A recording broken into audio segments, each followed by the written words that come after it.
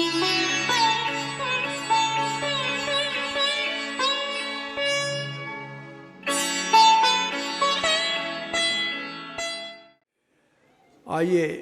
श्रीमद् भागवत महापुराण के चौथे स्कंद में कल हम सती,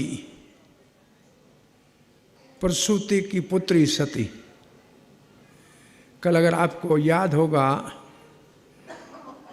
तो स्वयंभू मनु और शत्रुपा के दो पुत्र हुए, उतानपाद और प्रियव्रत। प्रियव्रत बड़ा, उतानपाद छोटा। और 3 पुत्रियां हुई। देवहूति जिसका विवाह करदम से हुआ, आकुटी उसका विवाह प्रजापति रुचि के साथ हुआ, जिनके यहाँ यज्ञ भगवान का अवतार होगा। और प्रसूति का विवाह दक्ष के साथ हुआ, जिसकी पुत्री सती, उसका विवाह भगवान शंकर के साथ हुआ। और दक्ष यज्ञ धर्म का अनुष्ठान था, लेकिन एक महान भागवत परम वैष्णव भगवान शंकर के अपमान करने के कारण दक्ष का यज्ञ निष्फल हो रहा था। लेकिन ब्रह्मा जी आदि सत्पुरुषों के कहने के ऊपर शंकर जी ने दक्ष को पुनः जीवन दिया। और दक्ष की क्षमा याचना के बाद भगवान विष्णु यज्ञपति प्रकट होके उस यज्ञ को पूरा किया। यहाँ तक की कथा कल आपने श्रवण की। इसके बाद ब्रह्मा जी के द्वारा अधर्म की उत्पत्ति भी हुई, जो पतन का कारण है। और अधर्म के पुत्र दंभ और माया हुए। और दंभ और माया इन दोनों ने आपस में विवाह किया। फिर इनसे आगे काम, क्रोध, हिंसा ये सब पैदा हुए। और फिर कुवचन पैदा हुए। और फिर नरक में जाने का रास्ता हुआ। तो ये सृष्टि में पतन का रास्ता अधर्म के रास्ते में जब चलता है तो ये सब बातें होती हैं। इसके बाद कथा आती है कि उतानपाद महाराज, जो स्वयंभू मनु के छोटे पुत्र थे, बड़े पुत्र तो नारद के आश्रम में चले गए और साधु बन गए और कह रहे थे मैं राज नहीं करूंगा। तो छोटे पुत्र उतानपाद को राजा बनाया। महाराज उतानपाद की 2 पत्नियों का नाम उल्लेख है। एक का नाम बड़ी का सुनीति, उसका मतलब जो नीति मर्यादा में रहे। और छोटी पत्नी का नाम सुरुचि, मतलब मनमानी करे। और जो सुरुचि थी वो बहुत ज्यादा राजा को प्रिय थी। सुनीति के पुत्र का नाम था ध्रुव। ध्रुव का मतलब होता है अटल, सदा रहने वाला। और सुरुचि के पुत्र का नाम था उत्तम। वो तत्कालीन होता है, कुछ समय के लिए रहता है। तो ये इस परिवार की बात, राज परिवार की बात करके फिर कथा ऐसे आती है कि एक दिन छोटा 5 वर्ष का ध्रुव महाराज अपने पिता उतानपाद की गोद में चढ़ने के लिए आगे बढ़ा। सुरुचि महाराज के साथ बैठी हुई थी। उसने रोक दिया, तुम इस गोद में नहीं बैठ सकते। तुम उत्तराधिकारी बन के इस सिंहासन के ऊपर भी नहीं बैठ सकते। हाँ, अगर तुम्हें यहां बैठना है तो जाओ भगवान की आराधना करो और मेरे गर्भ से जन्म लो, मेरा पुत्र बनोगे, तब यहां बैठ सकोगे। सुरुचि ने पहली बात बहुत अच्छी कही, भगवान की आराधना करो। लेकिन भगवान की आराधना करने के बाद भी किसी के गर्भ में आने पड़ेगा, ये भगवान की आराधना का अपमान हो गया। ये सुरुचि के द्वारा अपमान हो गया। भगवान की आराधना के बाद किसी के गर्भ में क्यों जाना पड़ेगा? लेकिन ध्रुव महाराज क्षत्रिय था,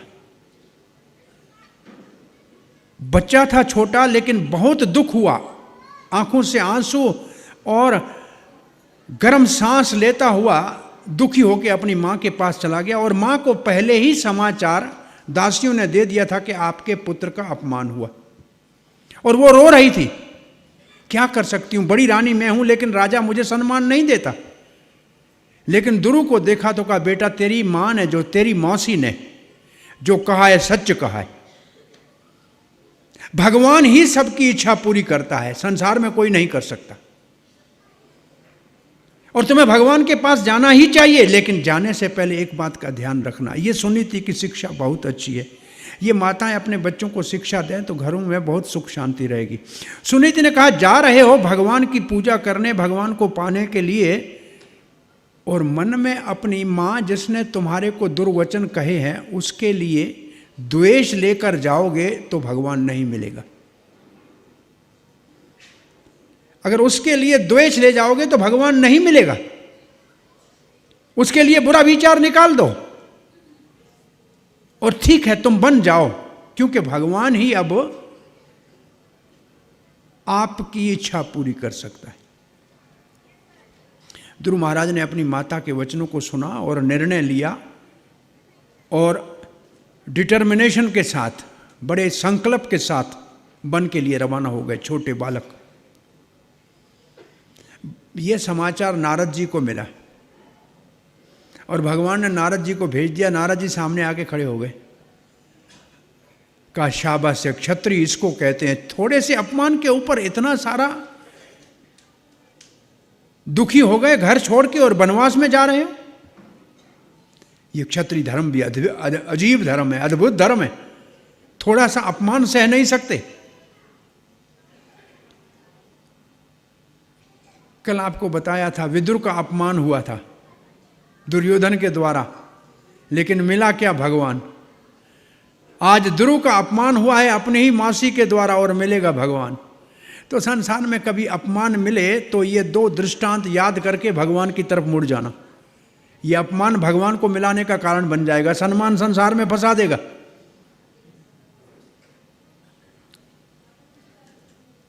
ध्रुव महाराज को नारद ने कहा, आप कहाँ जा रहे हो? वन में छोटे बच्चे हो, ये जो ध्यान करना, एकाग्र मन को चित्त करना और चारों ओर हिंसक पशु हैं उसके बीच में आप तपस्या करोगे? बड़े बड़े राजाओं को कई साल तपस्या के बाद भगवान नहीं मिलता है। आप बड़े हो जाओ तब ये प्रयास करना। अब तुम्हारे पिता को मैं समझा देता हूं, चलो वापस। ध्रुव महाराज के सर के ऊपर नारद ने अपना हाथ भी रखा, लेकिन ध्रुव महाराज ने प्रणाम तक नहीं किया। ध्रुव महाराज कहते हैं, मैंने सुना है नारद ऋषि आप लोगों को भगवान मिलाते हो और मेरे को फिर संसार में फंसाना चाह रहे हो। अगर आप मुझे भगवान मिलाने में सहायता कर सकते हो तो कृपा करके सहायता करो, नहीं तो मेरे को जाने दो, मैं तो वन में जाऊंगा। ध्रुव महाराज का ये दृढ़ संकल्प देख के नारद जी बड़ा प्रसन्न हो गया। ऐसे नारद जी अपने शिष्य को देख रहे थे कि कच्चा है कि पक्का है, कच्चा है कि पक्का है। राजस्थान में एक संत हुए हैं दादू दयाल। एक पुलिस वाला पुलिस नौकरी से रिटायर हुआ। उसने कहा, पुलिस की नौकरी में कितने ही कभी चोर को पकड़ना पड़ता है और कभी गलती से सही आदमी पकड़ा आ जाता है, किसी को मारना पड़ता है। अब रिटायर हुए हैं तो किसी गुरु का शरण लेके भगवान का भजन करें। तो पता लगा ये दादू दयाल बड़ा संत अच्छा है, इसके पास चले जाऊं। घोड़े के ऊपर चढ़ के दादू दयाल के गांव जा रहा है। गांव के बाहर एक गंजा आदमी सामने आया। पहले तो उसके सर के ऊपर जोर से मारा, बोला पहला गंजे को देखेगा तो काम नहीं सिद्ध होता है, तू कहाँ से सामने आ गया? जोर से मार दिया गंजे। और फिर पूछा, दादू दयाल महाराज कहाँ रहते हैं? तो उस व्यक्ति ने कहा, आगे कुटिया महाराज की है, सामने जो है। ये घोड़े से उतरा, अंदर कुटिया में गया। लोग बैठे थे सत्संग के लिए। थोड़ी देर के बाद सत्संग करने के लिए वही जिसके सर के ऊपर जोर से मारा था वही दादू दयाल आके बैठा। अब ये पुलिस वाला कह रहा है, मैं घर से निकला था गुरु करने के लिए और गुरु को पहचाना नहीं, मिलने से पहले ही सर के ऊपर मार दिया। बेचारा लज्जा में बैठा। सत्संग पूरा हुआ, सब लोग उठे, प्रणाम करके गए। ये गया, जाके प्रणाम किया, बोला गुरुदेव मुझसे अपराध हो गया, मैं आपको पहचान नहीं पाया, मैंने आपको रास्ते में सर के ऊपर मार दिया। और गुरु हंसने लगे। बोला, मटका बाजार में मिट्टी का लेते हैं, बजा के लेते हैं, तो गुरु लेने आया, बजा के लिया ना। पक्का है ना, कच्चा तो नहीं है। तो नारद जी ने पका के देखा कि ये शिष्य पक्का है। और तब नारद जी ने कहा कि देखो, साक्षात भगवान के रूप का वर्णन किया कि चतुर्भुज में है, सांवले है, सर के ऊपर सुंदर मुकुट पहना हुआ है, यहाँ श्रीवत्स का चिन्ह है और पीला पीतांबर पहना हुआ है। उस भगवान का आप मूर्ति बनाकर उसका विग्रह बनाकर, किसी चीज़ का भी उसकी पूजा करना। और आप यहाँ से जाओ मधुबन, जमुना जी के किनारे पे 3 बार स्नान करना, और उसके बाद एक मंत्र आपको देता हूँ, इस मंत्र का उच्चारण करना ध्यान में बैठ के, और इस मंत्र का उच्चारण करना। ये 12 अक्षर का मंत्र है। ओम नमो भगवते वासुदेवाय।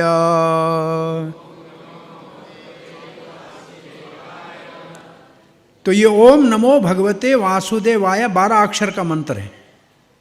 और ये पहले उच्चारण करके कथा करते हैं कि बच्चे ध्रुव ने जप किया और भगवान को प्राप्त कर लिया। इसका मतलब कि हम अगर इस मंत्र का जप करते हैं तो बच्चे बन के भगवान के प्रार्थना करते हैं कि अब आपको जो हमसे कहलाना है कहला लो, और लोगों के हृदय में भगवान बैठा है वो जागृत हो जाए, भक्ति जागृत हो जाए। तो ये 12 अक्षर का मंत्र दिया, और नारद जी आशीर्वाद दे के यहाँ से नारद जी चले गए महाराज उतानपाद के पास। उतानपाद महाराज को देखा कि दुखी है। महाराज दुखी क्यों? बोला मेरा फूल जैसा बच्चा कहाँ वन में भटकता होगा, और मैं कैसे इस मेरी स्त्री के बस में हो गया, और पुत्र को घर से जाने दे दिया, जंगल में कोई उसको शेर भेड़िया खा गया होगा, कितना मैं निर्दयी हूँ। नारद ने कहा उसकी चिंता मत करो, वो भगवान की भक्ति कर रहा है, वो आपका नाम पूरे विश्व में विख्यात करेगा, वो आपके कुल की कीर्ति बढ़ाने वाला होगा, आप उसकी चिंता मत करो।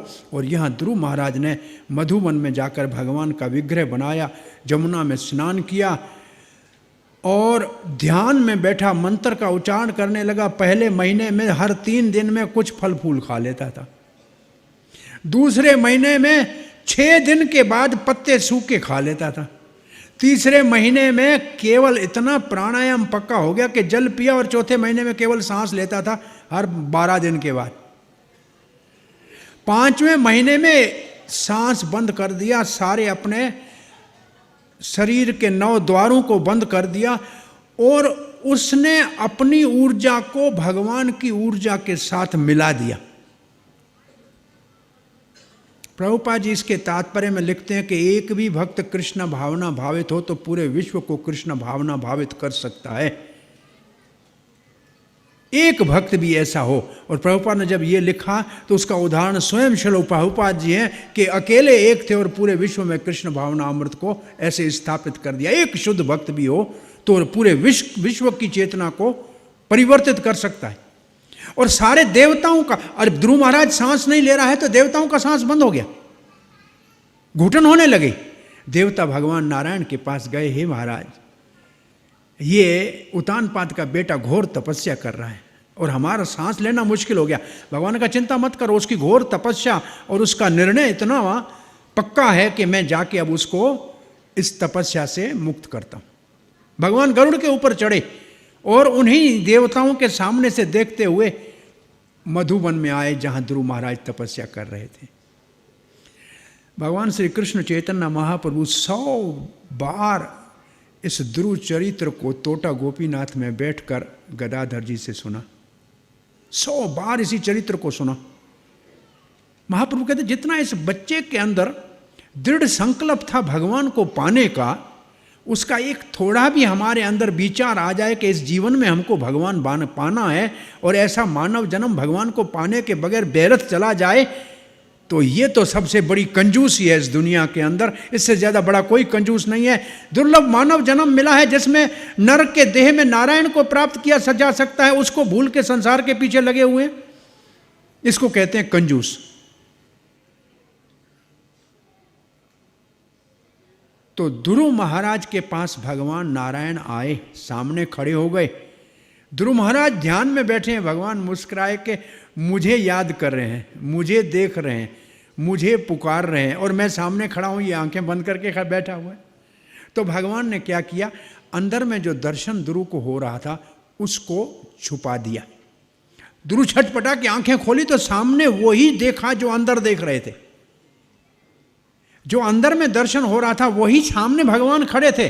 ध्रुव महाराज भगवान के सामने दंडवत प्रणाम करके उनके चरणों में गिर पड़े, आंखों के प्यालों से भगवान के रूप माधुरी को पीने लगे और मुख से उनके चरणों को चाटने लगे और ध्रुव महाराज ऐसे आनंदित हो गए, मन में आया कि मैं भगवान की प्रार्थना करूं, लेकिन प्रार्थना करने के लिए शब्द नहीं थे। भगवान ध्रुव के हृदय की बात को जानकर अपने शंख को उसके कपोल की लगाया। जैसे भगवान का शंख ध्रुव के कपोल के ऊपर लगा, ध्रुव के मुख से धारावाहिक भगवान की प्रार्थना प्रकट हो गई। और भगवान की अद्भुत ध्रुव महाराज की प्रार्थनाओं में ध्रुव महाराज एक प्रार्थना में मुख्य बात कहता है कि भगवान आपके भक्तों का संग मिले, बस आपके भक्तों का संग मिलेगा, आपका सत्संग मिलेगा, उनसे आपका सत्संग सुनूंगा तो आपका कभी विस्मृति नहीं होगी। और मैं कहाँ अपने पिता और पितामह ब्रह्मा जी से बड़े राज को प्राप्त करने के लिए इतनी बड़ी घोर तपस्या कर रहा था, लेकिन आज आपका दर्शन हो गया तो वो सब कुछ मुझे तुच्छ लग रहा है। वो तो मांगना ही मूर्खता है। जैसे किसी को राजा प्रसन्न होकर कहे कि कुछ मांग लो और मांगने वाला राजा को कहे कि आधा डजन केला दिला दो, तो ये मूर्ख हुआ कि नहीं हुआ? भगवान आपको पाने के बाद भी संसार मांगना कितनी मूर्खता हो जाएगी। ध्रुव महाराज की प्रार्थना सुन के भगवान ने कहा, ध्रुव मैं जानता हूं कि तुम्हारे हृदय में अपने पितामह से भी मुख्य, पितामह कौन है उसका? ध्रुव का पितामह ब्रह्मा जी है। ब्रह्मा जी से भी आप महान राज्य चाहते हो। मैं आपकी तपस्या से संतुष्ट हुआ। 36,000 साल तक तो धरती के ऊपर राज करना, और आप बूढ़े नहीं होंगे, जवान रहे हुए। आपको लिखा है कि आपकी इंद्रियां कभी स्थल नहीं होंगी। आप 36,000 तक राज करने के बाद आपके लिए ध्रुव लोक बनाया है। वो मेरा लोक है, उसमें क्षीर सागर है, वो श्वेत द्वीप है, और वहां जाने वाला कभी वापस पृथ्वी पर नहीं आता। जब प्रलय होती है तो भी ध्रुवलोक का नाश नहीं होता है, और ध्रुवलोक के चारों ओर सप्त ऋषि परिक्रमा करते रहते हैं। ये लोक आपको प्राप्त होगा, वहां आप रहना। भगवान ने, ध्रुव महाराज ने कहा मुझे कुछ नहीं चाहिए, लेकिन भगवान ने कहा कि तपस्या करने वाले को, इच्छा करके आने वाले को भगवान इच्छा पूरी करते हैं, लेकिन इच्छा पूरी करते करते उसकी इच्छा को इतनी पवित्र कर देते हैं, इतनी पवित्र कर देते हैं कि उसकी इच्छा ही समाप्त हो जाती है और उसके हृदय में भक्ति जागृत हो जाती है। लेकिन फिर भगवान उसकी इच्छा पूरी करके उसको वो देते हैं, लेकिन फिर उसको वो भोग नहीं करता है, उसको वो सेवा में उपयोग में लाता है। ये है भगवान के दिए हुए वरदान और देवता के दिए हुए वरदान में अंतर। देवता वरदान देता है, जो आप पूजा करोगे उतना आपको वरदान दे देगा, फिर उससे आपका लाभ हो हानि हो उससे देवता जिम्मेवार नहीं है। लेकिन भगवान आपकी इच्छा पूरी करने से पहले आप इच्छा को पवित्र कर देंगे, और वही देंगे जो आपके हित के लिए है। हम उदाहरण कभी देखें इस बात को समझाने के लिए। छोटा बच्चा आपका है और जनवरी का महीना है, नाक से पानी बह रहा है, 7 साल का बच्चा आपका है, और उसकी जेब में 50 रुपया है। वो आइसक्रीम पार्लर के पास चला जाए कि आइसक्रीम दे दो, तो देगा कि नहीं देगा दुकानदार? हाँ, उसको चिंता होगी कि इसको खांसी हो रही है, इसके नाक से पानी आ रहा है, ये आइसक्रीम खाएगा तो नमूनिया हो जाएगी, चिंता करेगा? दे देगा ना। अगर वो अपने पिताजी को कहे कि मेरे को आइसक्रीम खिलाओ, तो पिताजी खिलाएगा? क्या कहेगा? दवाई पियो, काढ़ा पीना पड़ेगा। तो कौन बच्चे का हित कौन चाह रहा है? पिताजी के आइसक्रीम वाला? तो ऐसे देवता से आप पूजा करके कुछ मांगो तो वो दे देंगे, अब उससे आपका क्या होगा? आप जिम्मेवार हो।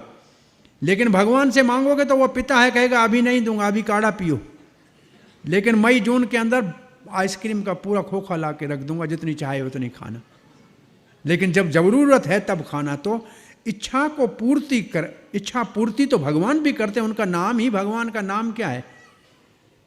भक्त वांछा पूरी करे यही कृष्ण कृत्य, उसका और कोई काम ही नहीं है भगवान का, अपने भक्तों की इच्छा ही पूरी करते हैं। ऐसे भगवान श्री चैतन्य महाप्रभु ने वासुदेव दत्त को कहा था कि कृष्ण को और कोई काम नहीं है, अपने भक्तों की इच्छा पूरी करते रहते हैं। लेकिन इच्छा करना तो आनी चाहिए ना। इच्छा क्या करनी चाहिए? तो ध्रुव महाराज की भगवान ने इच्छा पूरी की, भगवान यहां से चले गए, और ध्रुव महाराज इच्छा पूरी होने के बाद भी असंतुष्ट थे। तो विदुर जी ने पूछा मैत्रेय जी से कि उसकी इच्छा पूरी हो गई, 5 वर्ष का बालक था, भगवान की प्राप्ति हो गई, कितना बड़ी आश्चर्य की बात है। फिर वो संतुष्ट क्यों नहीं था? बोला संतुष्ट इसलिए नहीं था कि कहाँ मैं संसारी राज की इच्छा के लिए आ गया था, और भगवान को पाने के बाद भी मेरे मन में ये देवता लोग हैं ना, ये मेरे को वैकुंठ भगवान ने दे दिया, इस ब्रह्मांड के अंदर वैकुंठ दे दिया। वो देवताओं ने मेरी बुद्धि को भ्रमित कर दिया और मैंने संसार मांग लिया। और अन्य पुराणों में लिखा है कि नारद जी ध्रुव महाराज को देखने के लिए ध्रुव लोक में गए तो ध्रुव की आंखों से आंसू बह रहे हैं। नारद ने बोला बेटा पुत्र, इतना सुंदर आपको लोक मिला है, आंखों से आंसू बह रहे हैं, क्या बात है, किस बात का दुख है? बोला गुरुदेव, आप जैसा गुरु मिला, साक्षात भगवान मिला, और मैंने फिर भी राज मांग के मूर्खता कर ली। मुझे हीरा मिला और मैं कांच के टुकड़े मांग के खुश हो गया, इसलिए अभी तक मेरा दिल दुख रहा है, मैं अभी तक संतुष्ट नहीं हूं। आज भी ध्रुव महाराज ध्रुव लोक में बैठे। अब ध्रुव महाराज जब वापस आने लगे तो उत्तानपाद महाराज अपने दोनों रानियों, अपने पुत्र उत्तम को लेके रथ के ऊपर चढ़ के उसके स्वागत करने के लिए जैसे वन से बाहर आए, महाराज ने गोद में ध्रुव महाराज को ले लिया, सर को सूंघ लिया। ध्रुव महाराज ने अपनी माता सुरुचि के चरणों में प्रणाम किया। ऐसे आज ध्रुव बदल गया था। भगवान मिलने के बाद हृदय से ईर्ष्या और द्वेष चला गया था, और सुरुचि ने उठाया और आंखों से, सुरुचि की आंखों में भी आंसू थे, पुत्र को गोद में ले लिया। और सुनीति माता ने तो अपने बेटे को जब आलिंगन किया तो आंखों से आंसू और स्तन से दूध की धारा निकल आई, और बच्चे सारे का अभिषेक हो गया। दोनों भाई प्रेम से आपस में मिले, और ध्रुव महाराज जैसे कुछ बड़े योग्य हुए, उत्तानपाद महाराज ने ध्रुव महाराज को राज सिंहासन दे दिया। उत्तानपाद महाराज तपस्या करने के लिए चले गए, और ध्रुव महाराज के राज में बहुत यज्ञ हुए, दान हुआ, तप हुआ। भगवान ने कहा था कि तुम्हारा छोटा भाई उत्तम एक बार जंगल में जाएगा और यक्ष उसको मार देंगे, और ये ध्रुव सुन के भी आया था। और एक बार ऐसे ही हुआ, उत्तम यक्षों के द्वारा मारा गया। उसकी मां सुरुचि उसके पीछे ढूंढने गई, और सुरुचि भी जंगल की आग लगी और शरीर छूट गया। इसलिए कहा था उत्तम तत्काल होता है, थोड़े समय के लिए होता है। और सुरुचि से जो अपराध हुआ था, भगवान की भक्ति के बाद गर्भ में आने वाला, इसलिए उसका शरीर भी छूट गया। ध्रुव महाराज को क्रोध आ गया। नारद जैसा गुरु मिला, साक्षात भगवान का दर्शन हुआ, फिर भी ध्रुव महाराज क्रोधित हो गए और यक्षों के साथ भारी युद्ध करने लगे, यक्षों को मारने लगे। और फिर माया का युद्ध हुआ, ऋषियों ने ध्रुव की सहायता की, भारी युद्ध होने लगा, यक्षों को मारने लगे ध्रुव। आकाश में स्वयंभू मनु आए। स्वयंभू मनु महाजन ने कहा, बेटा ध्रुव, एक यक्ष ने तुम्हारे भाई को मारा, तुम यक्षों के वंश का विनाश कर रहे हो। भगवान उससे प्रसन्न होते हैं जो बड़ों की सेवा करता है, बराबर वालों से मैत्री करता है, छोटों के ऊपर दया करता है। आपको युद्ध बंद कर देना चाहिए। और ध्रुव महाराज ने युद्ध को बंद कर दिया।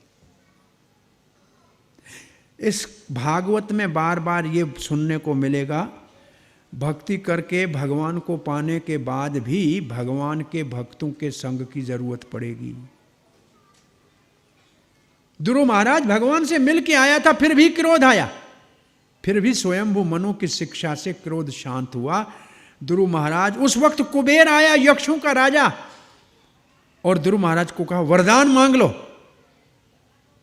और ध्रुव महाराज ने वरदान मांगा कि भगवान की स्मृति सदा बनी रहे, बस यही वरदान मुझे चाहिए, भगवान को कभी नहीं भूलूं, बस एक वरदान चाहिए। कुबेर ने कहा था आज तो आपकी इच्छा पूरी होगी। ध्रुव महाराज राज कर रहे थे। ध्रुव महाराज राज अब त्याग करने का समय आया। बहुत बड़ा साम्राज्य, धन धान्य, खजाना, पुत्र, परिवार, स्त्रियां सब एक दिन छोड़े। ध्रुव महाराज का पुत्र का नाम था उत्कल, और ये इतना बड़ा त्यागी और तपस्वी था कि राज करने को तैयार ही नहीं था, नहीं करूंगा राज।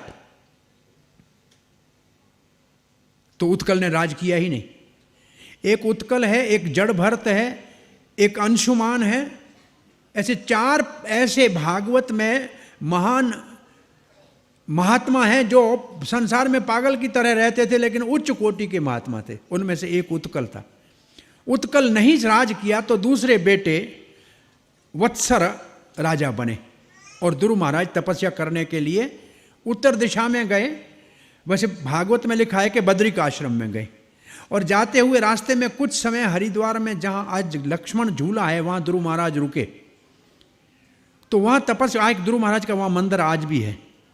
और वहां जब रुके तो गंगा जी वहां पत्थरों के ऊपर से छल छल कर छन छन करती बहती है। ध्रुव महाराज उठे और अपना करमंडल उठाया और चल दिए। गंगा माता आई साक्षात खड़ी होकर कहती है, आप जैसे भक्त यहाँ बैठ के भजन करते हैं और स्नान करते हैं तो हमारा पाप धुलता है। कितने पापी हम में स्नान करके जाते हैं, आप क्यों जा रहे हो?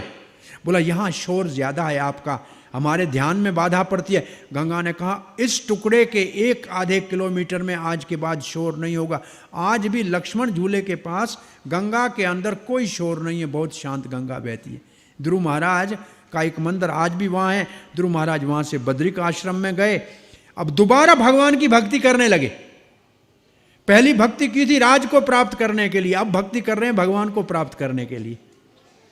और वहां भक्ति में जब परिपक्व हो गए तो एक दिन आकाश से विमान आया। विमान को देखा, विमान के अंदर नंद और सुनंद उसके चालक थे। ध्रुव महाराज को कहा, वैकुंठ से विमान आया है, आप चलिए।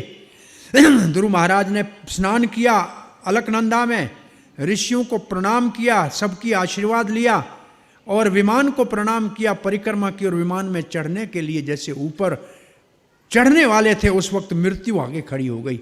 बोला मृत्यु संसार है ध्रुव महाराज, और मृत्यु और ध्रुव महाराज निर्भय होकर मृत्यु के सर के ऊपर पांव रख के और वैकुंठ के विमान में चढ़े।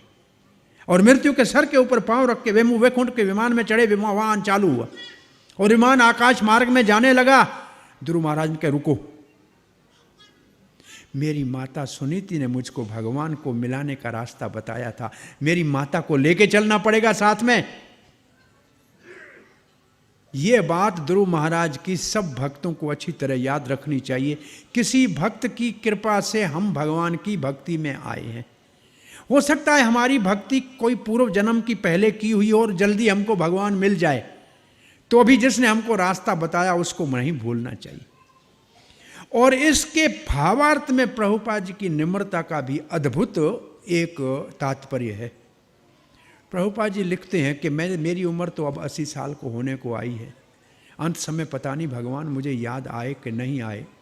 ध्रुव की तरह कोई मेरे शिष्य भगवान के धाम जाते हुए मेरी याद करके और मुझे ले जाए तो मैं समझूंगा कि मेरा प्रचार सफल हुआ। कितनी निम्रता प्रभुपाद जी के एक तात्पर्य में है कि ध्रुव का ये चरित्र अद्भुत है। आज ध्रुव भगवान के धाम को पहुँचे हैं, आज भी ध्रुव लोक में विराजमान है। ये ध्रुव लोक नाश नहीं होता है। तो 5 अध्यायों में ये ध्रुव महाराज और फिर ध्रुव के वंश का चरित्र आता है। ध्रुव के वंश में आगे चल के एक महाराज अंग हुए। अंग महाराज यज्ञ कर रहे थे, अच्छे ब्राह्मण थे, लेकिन देवता कोई नहीं आ रहा था। अंग महाराज ने कहा, ये क्यों? भगवान ब्राह्मण के मुख से या अग्नि के मुख से भोग ग्रहण करता है।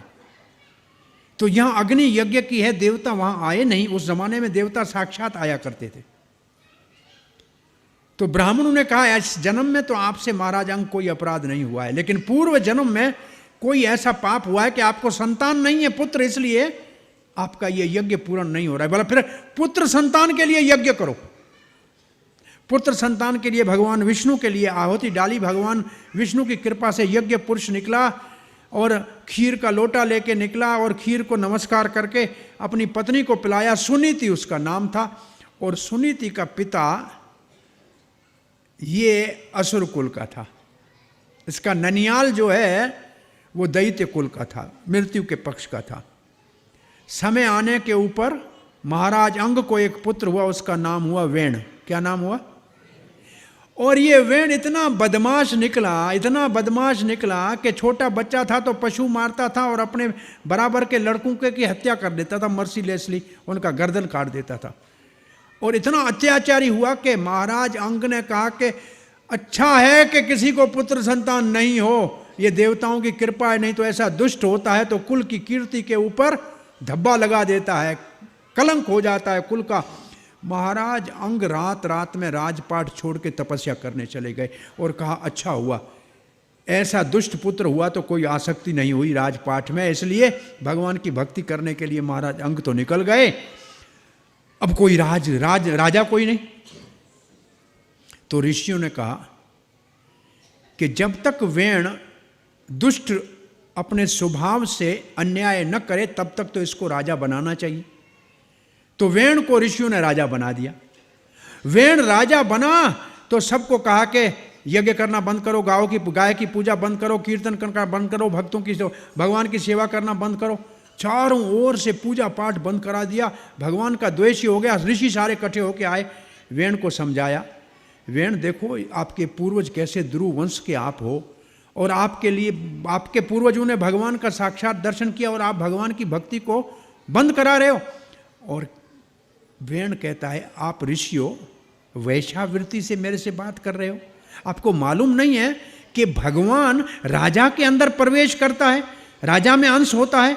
अरे ऋषियों ने कहा राजा में भगवान का अंश तो होता है। बोला फिर मैं भगवान हूं ना, फिर आप मेरी बात मानो ना। ऋषियों ने कहा कि ये लातों के भूत बातों से नहीं मानेंगे और ऋषियों ने होंकार की, वाह, और तब तक वेण का शरीर छूट गया, वेण मर गया।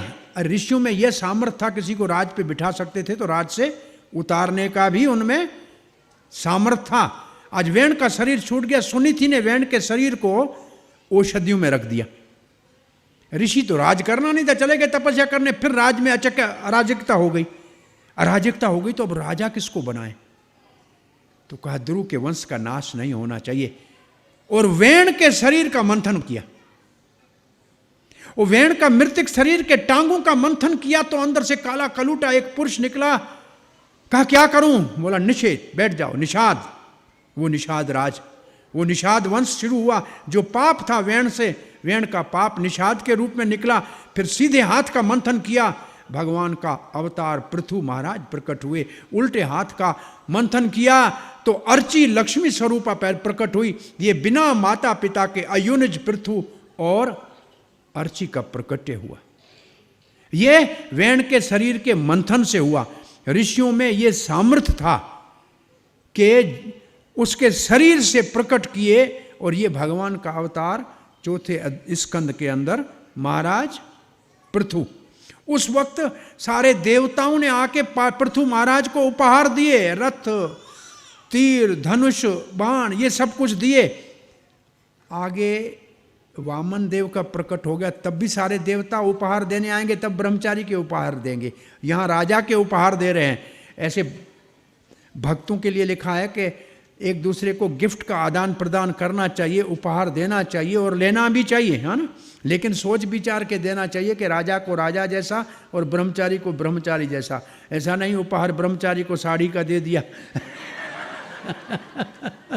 और गृहस्थी को लाल शाल पहना दी। तो उपहार देने में भी यहाँ से बुद्धिमानी का संकेत मिलता है। और फिर पृथु महाराज का बहुत बड़ा गुणगान होने लगा। पृथु महाराज ने कहा अभी तो मैंने राज सिंहासन पे कुछ सेवा नहीं की है, जब हो जाए तब गुणगान करना। पृथु महाराज राज सिंहासन के ऊपर बैठ गए। पृथु महाराज सबसे अच्छे राजा कैसे होने चाहिए उसका उदाहरण है। एक दिन प्रजा पृथु महाराज के सामने आई और अपना पेट खोल के दिखाया कि पेट पीठ से लग गया है महाराज, हम हल चला रहे हैं, हम अनाज डाल रहे हैं, लेकिन फल नहीं हो रहा है, पृथ्वी से कुछ मिल नहीं रहा है। पृथु महाराज को क्रोध आ गया। पृथ्वी के ऊपर रथ के ऊपर चढ़े, धनुष उठाया, बाण का अनुसंधान किया पृथ्वी के ऊपर। पृथ्वी ने गाय का रूप धारण करके आगे भागने लगी, पृथु महाराज पीछे। पृथ्वी कहती है आप भूपाल, आप राजा, आप हमारे रक्षक, आप हमको क्यों मार रहे हैं? राजा ने कहा ये प्रजा मेरी संतान है, इसको आप भोजन क्यों नहीं दे रही, इसके लिए उत्पादन क्यों नहीं कर रही है?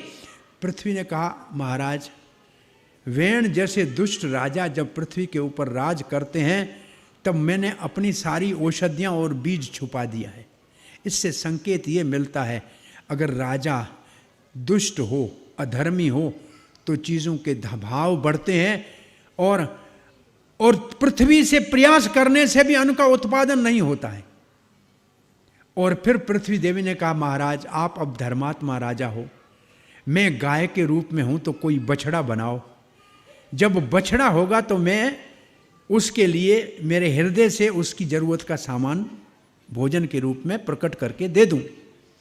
ये बछड़े की बात जब याद आती है तो भगवत गीता के महात्म का श्लोक याद आता है।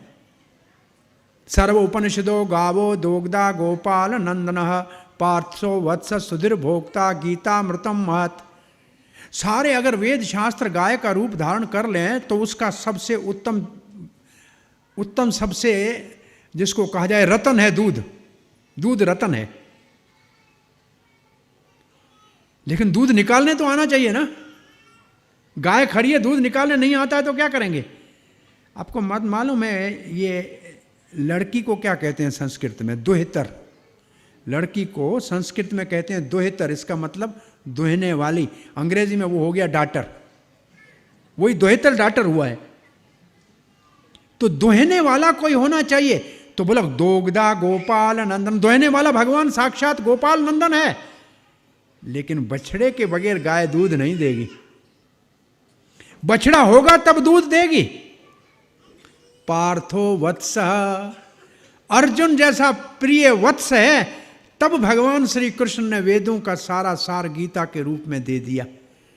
तो बछड़े के लिए, इसलिए गीता को समझने के लिए जब तक भक्ति के भाव हृदय में नहीं उत्पन्न होंगे तब तक उसका रहस्य प्रकट नहीं होगा। चाहे कितना भी विद्वान हो, संस्कृत से उसका कितना भी पदछेद करे, लेकिन उसके अंदर से अमृत नहीं मिलेगा, गीता अमृत नहीं मिलेगा। वो तो कोई भक्त वत्सल है भगवान, किसी को बछड़ा बनना पड़ेगा। तो यहाँ गौ माता के रूप में पृथ्वी कहती है बछड़ा बनाओ। तो इंद्र को बछड़ा बना के देवताओं के लिए भोजन की सामग्री, स्वयंभू मनु को बछड़ा बनाया मानव के लिए सामग्री, शेर को बछड़ा बनाकर सारे पशुओं के लिए सामग्री, और ऐसे सांप के लिए भी सामग्री।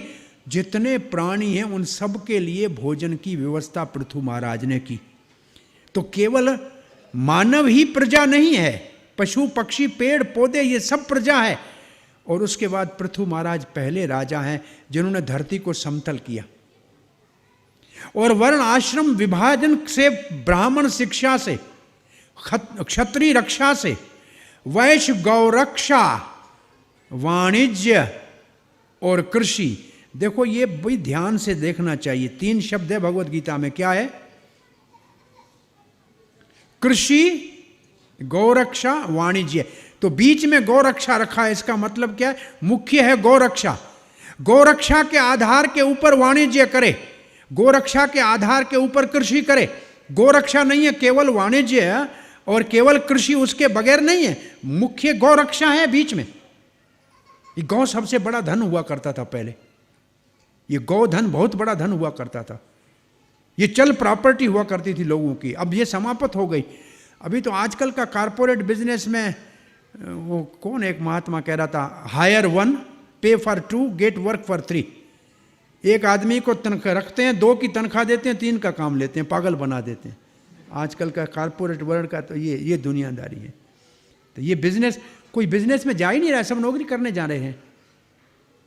उत्तम खेती, बढ़ता व्यापार, नीच नौकरी, भीख मांगना बेकार, ये हमको बचपन में सिखाते थे। उत्तम खेती, बढ़ता व्यापार। सो पृथु महाराज ने ब्राह्मण को शिक्षा से, क्षत्रिय को रक्षा से, वैश्य को गौरक्षा, वाणिज्य कृषि से, और चतुर्थ वर्ण को सेवा करने से, एक जगह रहो प्रेम से, ये व्यवस्था की। और फिर पृथु महाराज 100 अश्वमेध यज्ञ करने के लिए बैठे। ये पृथु महाराज सबकी इच्छा पूरी कर रहे थे। अब 4 शब्द हैं, मैं अभी पहले स्कंद में आते हैं, बोले नहीं थे। आप सब जानते हैं 4 पुरुषार्थ कौन से? धर्म, अर्थ, काम, मोक्ष। तो धर्म काय के लिए होना चाहिए? धर्म का आचरण आदमी क्यों करे? धर्म के बाद अर्थ है, क्या अर्थ के लिए? लोगों ने यह समझा है कि धर्म का इसलिए काम करें क्योंकि अर्थ मिलेगा, लेकिन धर्म है काय के लिए? धर्म अपवर्गस्य, धर्म है अपवर्ग के लिए। अपवर्ग का मतलब क्या है? मुक्ति। प वर्ग प फ ब भ म, प से परिश्रम, भ से भय और फ से फैन, म से मृत्यु। ये संसार है और अपवर्ग है मुक्ति। धर्म का पालन काय के लिए करना चाहिए? भगवान को पाने के लिए। तो फिर अर्थ काय के लिए? काम के लिए, धन का भोग करने के लिए नहीं। अर्थ धर्मस्य, अर्थ धर्म के लिए। अर्थ से धर्म करो। धन है तो धर्म का कार्य करो, मंदिर बनाओ, यज्ञ करो, प्रसाद बांटो, पुस्तक वितरण करो। तो ये अर्थ है तब करोगे ना। तो अर्थ काय के लिए? धर्म के। तो फिर काम काय के लिए? बोले काम जीवन निर्वाह। इच्छा कितनी होनी चाहिए कि हमारा जीवन चल जाए? बोला जीवन काय के लिए? तत्व जिज्ञासा। जीवन है तत्व जिज्ञासा के लिए। तो फिर तत्व क्या है? ब्रह्मेति परमात्मेति भगवान इति शब्दते। तत्व है ज्ञानियों का ब्रह्म, योगियों का परमात्मा और भक्तों का भगवान। इस तत्व को जानने के लिए जीना चाहिए। तो यहां पृथु महाराज देखो, पहला धर्म यज्ञ, फिर अर्थार्थी भक्त ध्रुव महाराज। लेकिन गया भगवान के पास तो अर्थ वाला मन से निकल गया और भगवान की भक्ति जागृत हो गई। तो ये दिव्य चार है। और पृथु महाराज 11 अध्यायों में सबकी इच्छा पूरी की, कामनाएं पूरी की हैं। 100 अश्वमेध यज्ञ करने के लिए पृथु महाराज बैठ गए। अत्रि ऋषि पुरोहित बने हुए हैं। 99 यज्ञ पूरे हुए। इंद्र को अपना सिंहासन हिलता हुआ नजर आया, क्योंकि इंद्र की सीट के ऊपर बैठने के लिए योग्यता चाहिए 100 अश्वमेध यज्ञ। इसलिए इंद्र का एक नाम है सत्यक्रतु। सत्य मतलब 100, क्रतु मतलब यज्ञ। और उसको शॉर्ट फॉर्म में जब इंद्र साइन करता है तो लिखता है सकर। सकर का मतलब सत्यक्रतु। इंद्र पोस्ट का नाम है। और जो सत्यक्रतु, और इस वक्त एक इंद्र है पुरंदर, या आने वाले मनवंतर में पुरंदर इंद्र होगा। तो इंद्र एक व्यक्ति बनता है। 100 अश्वमेध, 99 अश्वमेध यज्ञ का घोड़ा इंद्र चुरा के जाने लगा। तो महाराज पृथु का बेटा अश्वजीत, अश्व कहते हैं घोड़े को, वापस इंद्र से घोड़ा लेकर आया। इंद्र दोबारा सन्यासी का वेश धारण करके लाल कपड़े पहन के घोड़ा चुराता था। पृथु महाराज को क्रोध आ गया, तलवार उठाने लगे। अत्रि ऋषि ने कहा, यज्ञ में बैठे हुए हो, इस वक्त क्रोध नहीं करना चाहिए। और फिर ब्रह्मा जी ने आके कहा, पृथु आपको 100 यज्ञ करने की क्या जरूरत है? क्या करोगे 100 यज्ञ करके? भगवान विष्णु आ गए साक्षात, यज्ञ बंद कर दो। आज इंद्र लाल कपड़े पहन के घोड़ा चुरा रहा है और सकल लोग लाल कपड़े में जाके लोगों के घर में भिक्षा के बदले जाके चोरी करने लगेंगे तो लोगों को रास्ता मिल जाएगा। ऐसा काम बंद कर दो, यज्ञ ही नहीं करने की जरूरत नहीं है। और पृथु महाराज ने यज्ञ बंद कर दिया। भगवान विष्णु प्रसन्न हो गए। इंद्र आ गया और इंद्र को क्षमा कर दिया। पृथु महाराज ने इंद्र को गले लगा लिया। अरे घोड़ा चुराने वाले को, द्वेष करने वाले को गले लगा दिया। भगवान प्रसन्न हो गए। कोई पृथु महाराज, आपके यज्ञ 100 हो न हो, लेकिन आपका सब यज्ञ सफल हो गए। अब आप राज कीजिए, फिर 4 कुमार आएंगे और आपको दिव्य उपदेश देंगे। और पृथु महाराज को पहले तो भगवान के अवतार, और उसके बाद भगवान मिले विष्णु साक्षात, लेकिन फिर भी 4 कुमारों के संग की जरूरत है। पृथु महाराज के पास 4 कुमार आते हैं, दिव्य उपदेश देते हैं। पृथु महाराज और ऋषि राजपाट अपना छोड़ के और तपस्या करने के लिए चले जाते हैं। और पृथु महाराज के बाद 8 अध्यायों में प्राचीन बरहित, प्राचीन बरहित, बरहित वैसे यज्ञ को कहते हैं। और प्राची दिशा में कुछ घास अगर रखे जाएं तो पूरी पृथ्वी ढक जाए, इतने यज्ञ किए वो प्राचीन बरहित ने। बड़ा कर्मठ राजा था। उसके 10 पुत्र थे प्रचेता। उनको प्राचीन बरहित ने कहा कि आप तपस्या करने जाओ, और वो तपस्या कर रहे थे। और नारद जी ने ध्रुव महाराज का चरित्र उनके सामने जाकर गाया 3 श्लोकों में कि 5 वर्ष के बच्चे ने भगवान को पा लिया। आश्चर्य। वैसे पूर्व जन्म में ध्रुव महाराज बड़े तपस्वी थे। एक दिन एक राजकुमार की सवारी को जाते हुए देखा तो मन में ऐसे थोड़ा भाव आया कि राजकुमार देखो कैसे सिंहासन पे जा रहा है। भगवान ने कहा थोड़ी इच्छा हुई है राजकुमार की, तो राजकुमार का पद कोई तपस्वी से महान तो होता नहीं है। ये राजकुमार होगा, इसका अपमान होगा, तब वापस ये भगवान की तरफ आ जाएगा। तो राजकुमार बना लेकिन फिर भी अपमान हुआ। लेकिन साधु का अपमान नहीं होता, साधु को अपमान का परवाह ही नहीं। एक महात्मा था, कोई आके कह रहा, महाराज सामने वाला आपको गाली दे रहा है। बोला मेरे को जानता नहीं है, गाली कैसे देगा? बोला महाराज आपका नाम लेके गाली दे रहा है। बोला वो जानता है कि मैं आत्मा हूं, वो शरीर को गाली देता है ना, वो शरीर का नाम लेके गाली देता होगा ना, बुरा भला कहता है, शरीर को कहता है ना। अरे ये शरीर कौन सा अच्छा है, ये तो वैसे ही दुख देने वाला है। और लोग किसी को खुश करने के लिए कितना खर्चा करते हैं, वो मुफ्त में हमारे को बुरा कह के खुश तो हो रहा है ना, होने दो। वो मुझे जानता ही नहीं है कि मैं आत्मा हूं, वो तो शरीर समझ के गालियां दे रहा है। और शरीर कौन सा अच्छा है? एक बार कृष्ण ने अर्जुन को कहा कि सबसे बुरी गंदे से गंदी चीज दुनिया में क्या है, ढूंढ के निकाल के दिखाओ। अर्जुन सब जगह देखा कि ये गंदा होगा, वो गंदा होगा, मुर्दे देखे, ये देखा, कचरा देखा। एक जगह विष्टा का बहुत बड़ा एक पहाड़ पड़ा था, अंदर से दुर्गंध आ रही थी। अर्जुन ने नाक बंद कर दिया और इससे ज्यादा और कोई बुरा नहीं होता। तो विष्टा के ढेर से आवाज आया, नहीं हम बुरे नहीं, तुम्हारी ये शरीर वाली मशीन बुरी है, बुरी है। कल हम काजू कतली थे, रसगुल्ला थे, गुलाब जामुन थे, तेरे पेट में गए ये हाल हुआ। बुरा तुम्हारा ये शरीर है। 5 तत्व का पुतला की ना नाम रखो या बंदा। ये 5 मसाला सबके अंदर एक जैसा है, सबका एक ही मसाले से सब बने हुए हैं। और नाम रखा बंदा का मतलब आदमी। बाहर सूरत सुंदर देखे देखे, बाहर सुंदर अंदर माल भर दिया गंदा। बाहर कारीगर ने कारीगरी की ऊपर फेर दिया रंदा।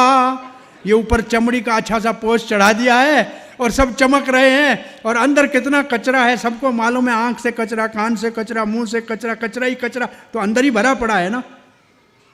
फिर महात्मा क्या कहता है, बंदा तो बंदगी, नहीं तो गंदे का गंदा। अगर भगवान का भजन नहीं करता है तो जैसा अंदर कचरा ऐसा बाहर कचरा।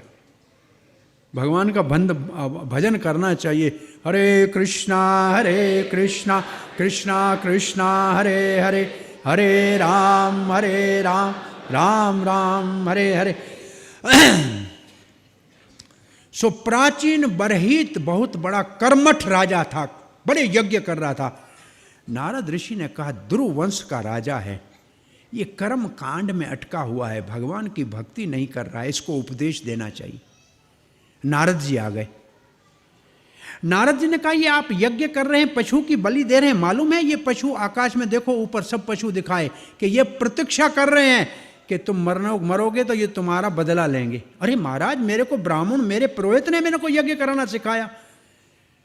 तो वो नारद ने कहा इसको सीधा उपदेश दूंगा तो नहीं समझेगा। एक कथा बताई, उस कथा का नाम है पुरंजन उपाख्यान। क्या नाम है? पुर का मतलब क्या है? नगर, कानपुर, नागपुर, ऐसे ये शरीर है ना, इसको कहते हैं पुर। भगवत गीता में इसको लिखा है नव द्वारे पुरे देही। ये 9 दरवाजे वाला नगर है। 9 दरवाजे कौन से हैं इसके? 7 दरवाजे तो इधर मुंह में है, 2 आंख, 2 कान, 2 नासिका, 1 मुख, 7 दरवाजे है। और 2 मलमूत्र तो त्यागने के दरवाजे। ये 9 द्वारों का ये नगर है, इसको कहते हैं पुर। और रंजन किसको कहते हैं? जो इसमें मौज उड़ाए। रंजन का मतलब मौज उड़ाना। तो पुरंजन उपाख्यान का मतलब क्या है? शरीर में मौज उड़ाए। ठीक है, अब कथा नारद बता रहा है। नारद जी कहते हैं पुरंजन नाम का व्यक्ति अपने अज्ञात मित्र के साथ बहुत से लोगों से घूमता हुआ भारतवर्ष में आया। उसने एक सुंदर कन्या को देखा। कन्या के पीछे 5 फण वाला सर्प उसकी रक्षा कर रहा था। 11 सेनापति उसके साथ खड़े थे, बहुत सी सेना पीछे थी। प्राचीन बरहित ने पूछा कि महाराज समझ में नहीं आ रहा है क्या कह रहे हैं। कहा पुरंजन है जीवात्मा, अज्ञात मित्र है भगवान परमात्मा। बाकी जो जूनियों में घूमेगा तो कुछ नहीं, भारतवर्ष में जब आता है तब उसको मानव का शरीर मिलता है। दुर्लभ मानव का शरीर भारत में मिलना बहुत मुश्किल है। बोला वो कन्या कौन है? बोला बुद्धि। बुद्धि रूपी कन्या और 5 फण वाला सर्प कौन है? 5 प्राण, प्राण अपान समान व्यान उदान। बोला 11 सेनापति कौन है? मन और 10 इंद्रियां, 5 कर्म इंद्रियां, 5 ज्ञान इंद्रियां। ज्ञान इंद्रियां का मतलब जिसके द्वारा हम कुछ जानकारी लेते हैं। आंख ज्ञान इंद्रिय है, कान ज्ञान इंद्रिय है, नाक ज्ञान इंद्रिय है, और जीभा में चखना जो है वो ज्ञान इंद्रिय है, और ये हमारी त्वचा ज्ञान इंद्रिय है। और कर्म इंद्रिय कौन सी है? हाथ पांव, बोलने वाली जबान और मलमूत्र त्यागने के, ये 5 कर्म इंद्रियां हैं। पुरंजन ने उसको प्रस्ताव रखा और उसके साथ विवाह कर लिया। बुद्धि के साथ आत्मा ने तदात्म्य कर लिया, ये पुरंजनी बुद्धि। और फिर आंखों के द्वारे बहुत सीनरी देखने जाए, कान के द्वारे गाना सुनने जाए, मुख के द्वारे गोलगप्पा खाने जाए, तो पुरंजन सब इंद्रियों के द्वारा मौज उड़ाने लगा।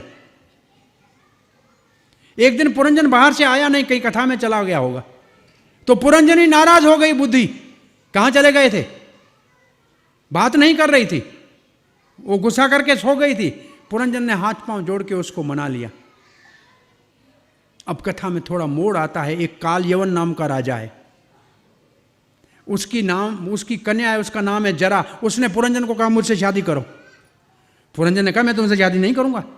उसने कहा नहीं, मैं तुमसे शादी करूंगी। उसने अपने पिता को कहा काल यवन को मेरे से शादी नहीं कर रहा, विवाह नहीं कर रहा है। बोला तेरे को सैनिक देता हूं 360 काले और गोरे, और सेनापति देता हूं तेरे को भय, और परज्वर का शस्त्र देता हूं, जाओ आक्रमण करो। अब काल कन्या ने, अरे फिर पुरंजन कहता है महाराज क्या कह रहे हो, बात समझाओ तो सही, इसका अर्थ क्या है? बोला काल यवन है समय, बहुत बड़ा बलवान, उसकी कन्या जरा है बुढ़ापा, ये सबको कहती है तुमसे शादी करूंगी। ये स्त्री को पुरुष को सबको आगे कहती है तुम मुझके स्वीकार करो। हम कहते भाग भाग, नहीं चाहिए बुढ़ापा। पहले तो 4-5 बाल कान के पास सफेद पहले आते हैं, कान में कहते हैं अब भगवान का भजन कर लो। लेकिन हम इतने होशियार हैं, 2 रुपये वाली काली पूड़ी लगा देते, हुआ चल काला।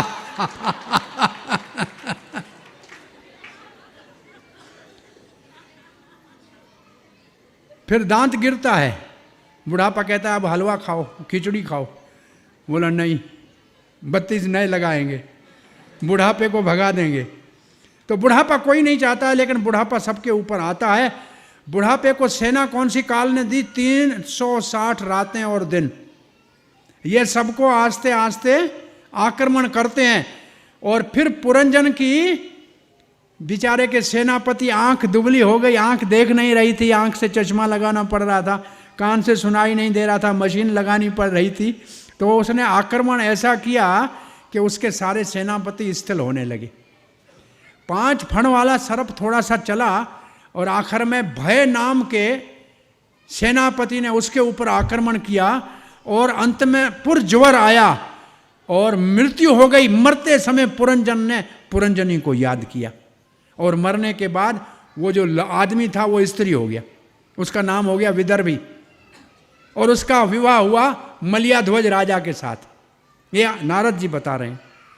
इससे बता क्या रहे हैं कि अंत समय, ये भगवत गीता का श्लोक कौन सा है? अंतमति सो गति। अंतमति सो गति मतलब उस वक्त समय कितना होता है? एक फ्रैक्शन ऑफ सेकंड होता है। उस वक्त आपका विचार कहाँ चला गया? अगर जीवन भर भगवान का नाम जपा होगा तो ऐसे भगवान का नाम आएगा, नहीं तो कुछ भक्त आके भगवान का नाम सुनाएंगे, और नहीं तो एक उदाहरण देते हैं कि अंत समय कितना होता है। आप कभी फ़ोटो निकालने जाते हैं फ़ोटो स्टूडियो में, आपको कहेगा बैठो बाल बाल ठीक करो, ठीक हो गया रेडी, और वो बटन के ऊपर हाथ रखने बैठे और एक मच्छर आपके नाक में जाए और उसका बटन दब गया, और आपको फोटो देगा, आप उस फोटो को देखो, ये क्या किया? बोला मैंने कुछ नहीं किया, मशीन कुछ नहीं करती, जैसे तुम थे ऐसे आए। तो अंत समय जैसा विचार होगा वैसा बन जाओगे।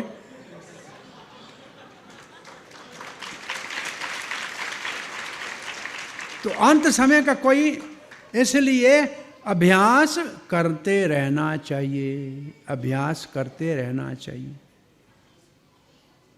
पुरंजन पुरंजनी बुद्धि की बात याद आ रही है। एक राजा की रानी थी, सामने एक जोहारी का सोना चांदी हीरे मोती वाले का घर था। वो बड़ा सुंदर था। रानी को उससे प्रेम होने लगा। दासी को भेजा कि उसको बुला के लाओ, उससे कुछ आभूषण लेने हैं। वो बेचारा अपना सामान लेकर आया। राजा तो चला गया था राज में, दरबार में।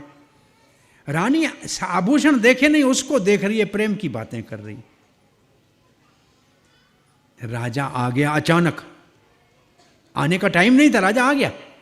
रानी को डर लगा कि मैं आभूषण लेना होता तो पति को कहती महाराज दिला देते, मैं क्यों मंगाया इसको घर में।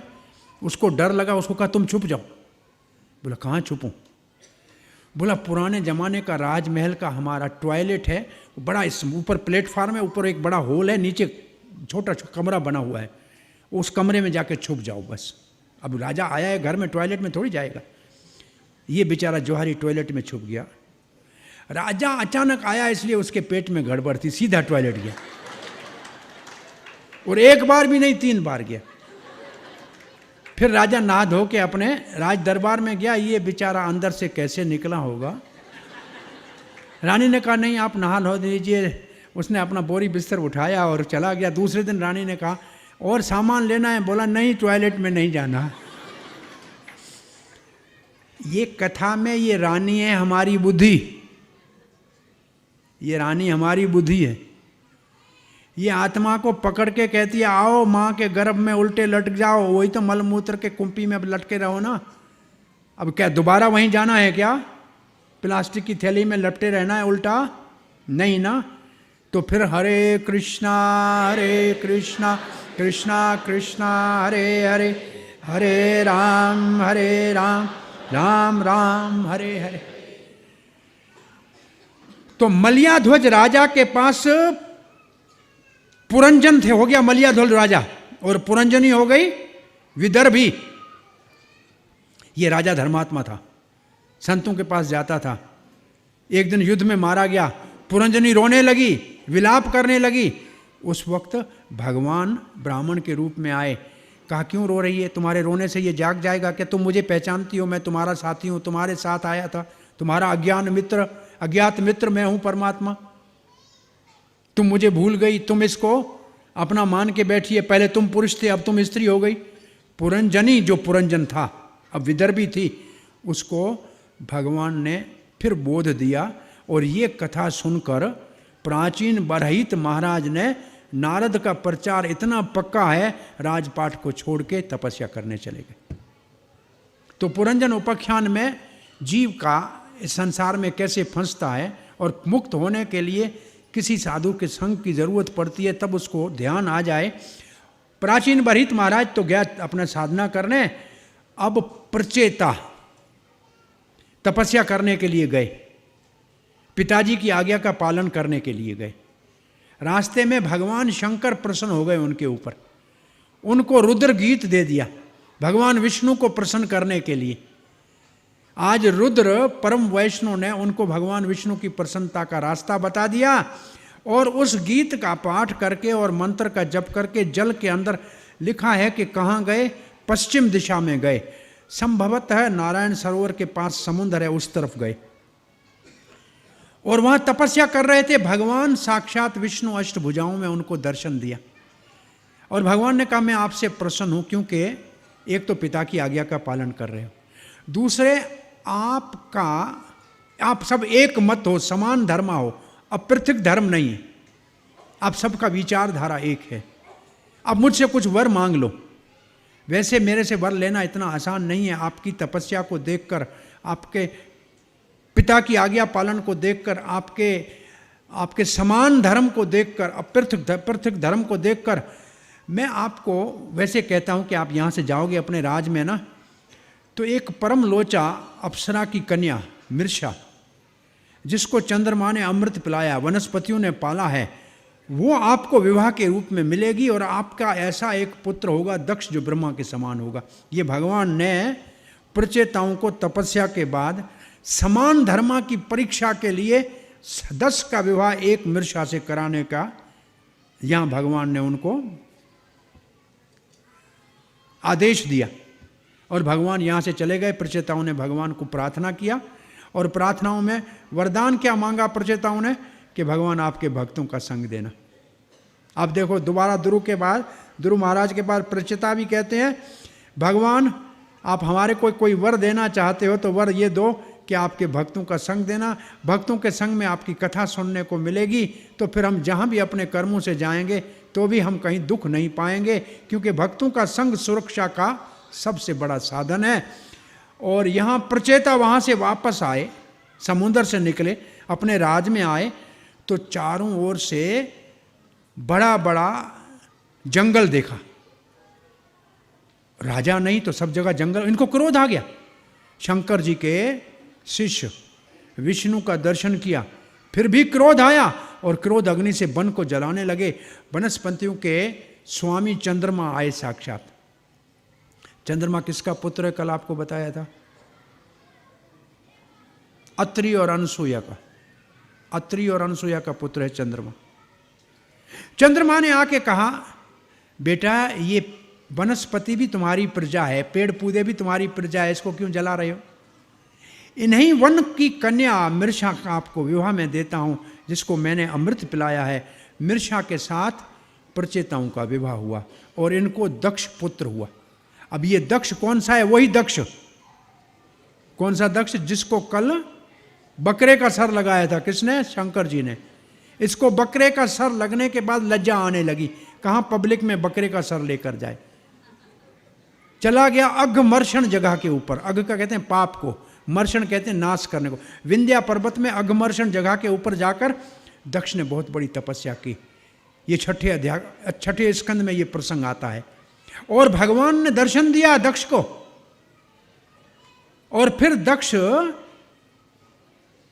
10 प्रचेताओं के पुत्र के रूप में दोबारा प्रकट हुए और अब क्षत्रिय हो गए, पहले ब्राह्मण थे।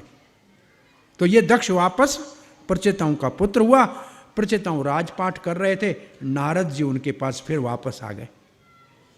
नारद जी ने आके कहा एक तो जन्म माता पिता से होता है, पहला जन्म, वो सूकर, उसको सूकर बर्थ जन्म कहते हैं। दूसरा जन्म होता है शास्त्र माता और गुरु पिता से, और तीसरा जन्म होता है वेद पढ़ने से, विपर होता है। और फिर कहा कि एक भगवान की पूजा करना ऐसे है जैसे जड़ के अंदर पानी डालना, उससे शाखाएं पत्ते फूल फल सब हरे भरे होते हैं। पेट में भोजन डालोगे तो सारे शरीर के अंग पुष्ट होंगे। ऐसे एक भगवान की भक्ति करनी चाहिए। और प्रचेता नारद के उपदेश से आज फिर राजपाट को छोड़ के यहाँ ध्रुव वंश पूरा हो रहा है। प्रचेता भगवान को प्राप्त करने के लिए चले गए। चौथा स्कंद यहाँ पूर्णाहुति को पहुँचता है। 5वें स्कंद में 26 अध्यायों में, पहले 15 अध्यायों में स्वयंभू मनु के दूसरे पुत्र, बड़ा पुत्र प्रियव्रत के वंश का वर्णन है। प्रियव्रत महाराज चले गए नारद जी के आश्रम में, तपस्या करने लगे, सन्यास की तैयारी कर रहे थे। स्वयंभू मनु ने कहा बेटा तुम्हारे छोटे भाई का वंश समाप्त हो गया, तुम राजा नहीं बनोगे तो मैं कब जाके तपस्या करूंगा? प्रियव्रत ने कहा मैं राजा नहीं बनूंगा, मुझे नहीं संसार में फंसना। स्वयंभू मनु ने ब्रह्मा जी को कहा, ब्रह्मा जी हंस के ऊपर चढ़ के आए। ब्रह्मा जी ने कहा बेटा देखो मैं ब्रह्मा हूं या शंकर जी हैं या सारे देवता हैं या ये आपका पिताजी है, सब भगवान की आज्ञा से चलते हैं। आपको गृहस्थ में जाके भी भगवान की भक्ति करने में कोई बाधा नहीं पड़ेगी। तो प्रियव्रत ने कहा कि वेदों का आचार्य ब्रह्मा और स्मृति का आचार्य मनु, दोनों के आदेश का पालन नहीं करना, वेद और स्मृति का उल्लंघन हो जाएगा। नारद जी भी वहाँ बैठे हुए थे और नारद जी का पिता ब्रह्मा जी वहाँ बैठा था। नारद जी को प्रणाम किया। प्रियव्रत ने नारद जी के आशीर्वाद लिया और प्रियव्रत इस धरती का राजा बना। प्रियव्रत का विवाह हुआ, राजा बने। और प्रियव्रत ने देखा कि रात हो जाती है, अंधेरा होता है, अपने रथ के ऊपर चढ़ के और रथ के प्रकाश से रात को दिन में बदल दिया, काल के ऊपर विजय प्राप्त की। और उसके रथ के पहियों से 7 समुद्र बने, 7 द्वीप बने और अपने पुत्रों को 7 द्वीपों के राजा बनाए। 7 द्वीपों में एक द्वीप है जिसमें हम रहते हैं, उसका नाम है जम्बू द्वीप। तो 7 द्वीप बने और प्रियव्रत महाराज अब कहा कि बस अब मेरे पुत्र हो गए हैं, ये पुत्र राज करेंगे और मैं वापस नारद जी के आश्रम में जाता हूँ, देश के ऊपर विजय प्राप्त, ऐसा काल के ऊपर विजय प्राप्त, क्योंकि नारद जी का शिष्य था और नारद जी की शिक्षा लेके आया था, और दो अथॉरिटी ऊपर से आदेश दे रही थी, और बड़ी बुद्धिमानी से प्रियव्रत ने दोनों को प्रसन्न किया। एक तो पिताजी, एक तो ब्रह्मा जी और पिताजी, एक तरफ गुरु जी नारद, दोनों के आदेश के बीच में कितनी बुद्धिमानी से प्रियव्रत के बाद उसका पुत्र अग्निधर महाराज राजा बने। इसके अंदर थोड़ा सा भोग विलास था। ब्रह्मा जी ने इसके लिए पूर्वचिति अप्सरा को भेज दिया और उस अप्सरा के साथ इसने विवाह कर दिया। फिर वो अप्सराओं के लोक में चला गया, लेकिन इसका पुत्र आगे हुआ नाभि। महाराज नाभि के कोई संतान नहीं था।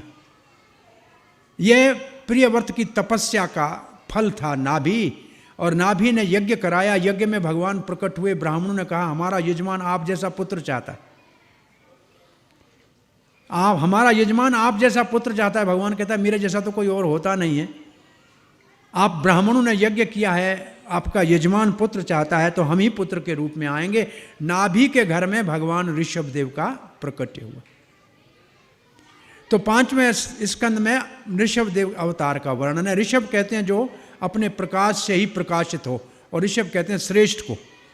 तो ऋषभदेव भगवान का अवतार के रूप में नाभि के घर में जन्म लिए। बहुत बड़े शक्तिशाली ये भगवान के अवतार हैं। नाभि महाराज समय आने के ऊपर महाराज ऋषभदेव को राजपाट दिया, गुरुजनों के पास शिक्षा के लिए भेजा, और सिद्धियां सारी ऋषभदेव के सामने आके खड़ी हो गई। सिद्धियों को ऋषभदेव ने स्वीकार नहीं किया।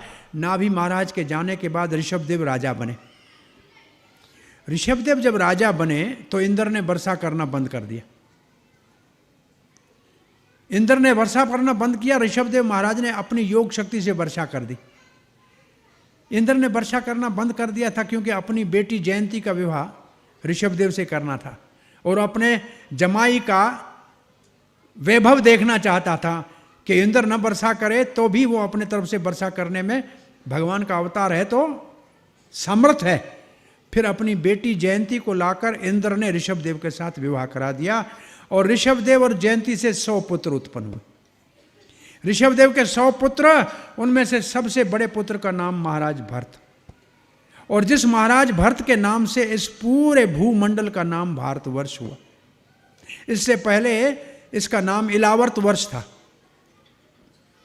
100 पुत्रों में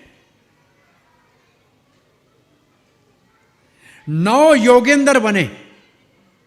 हरि हरि कवि अंतरिक्ष पिपलायत प्रबोध कर भजन, 9 योगेंद्र बने तपस्वी।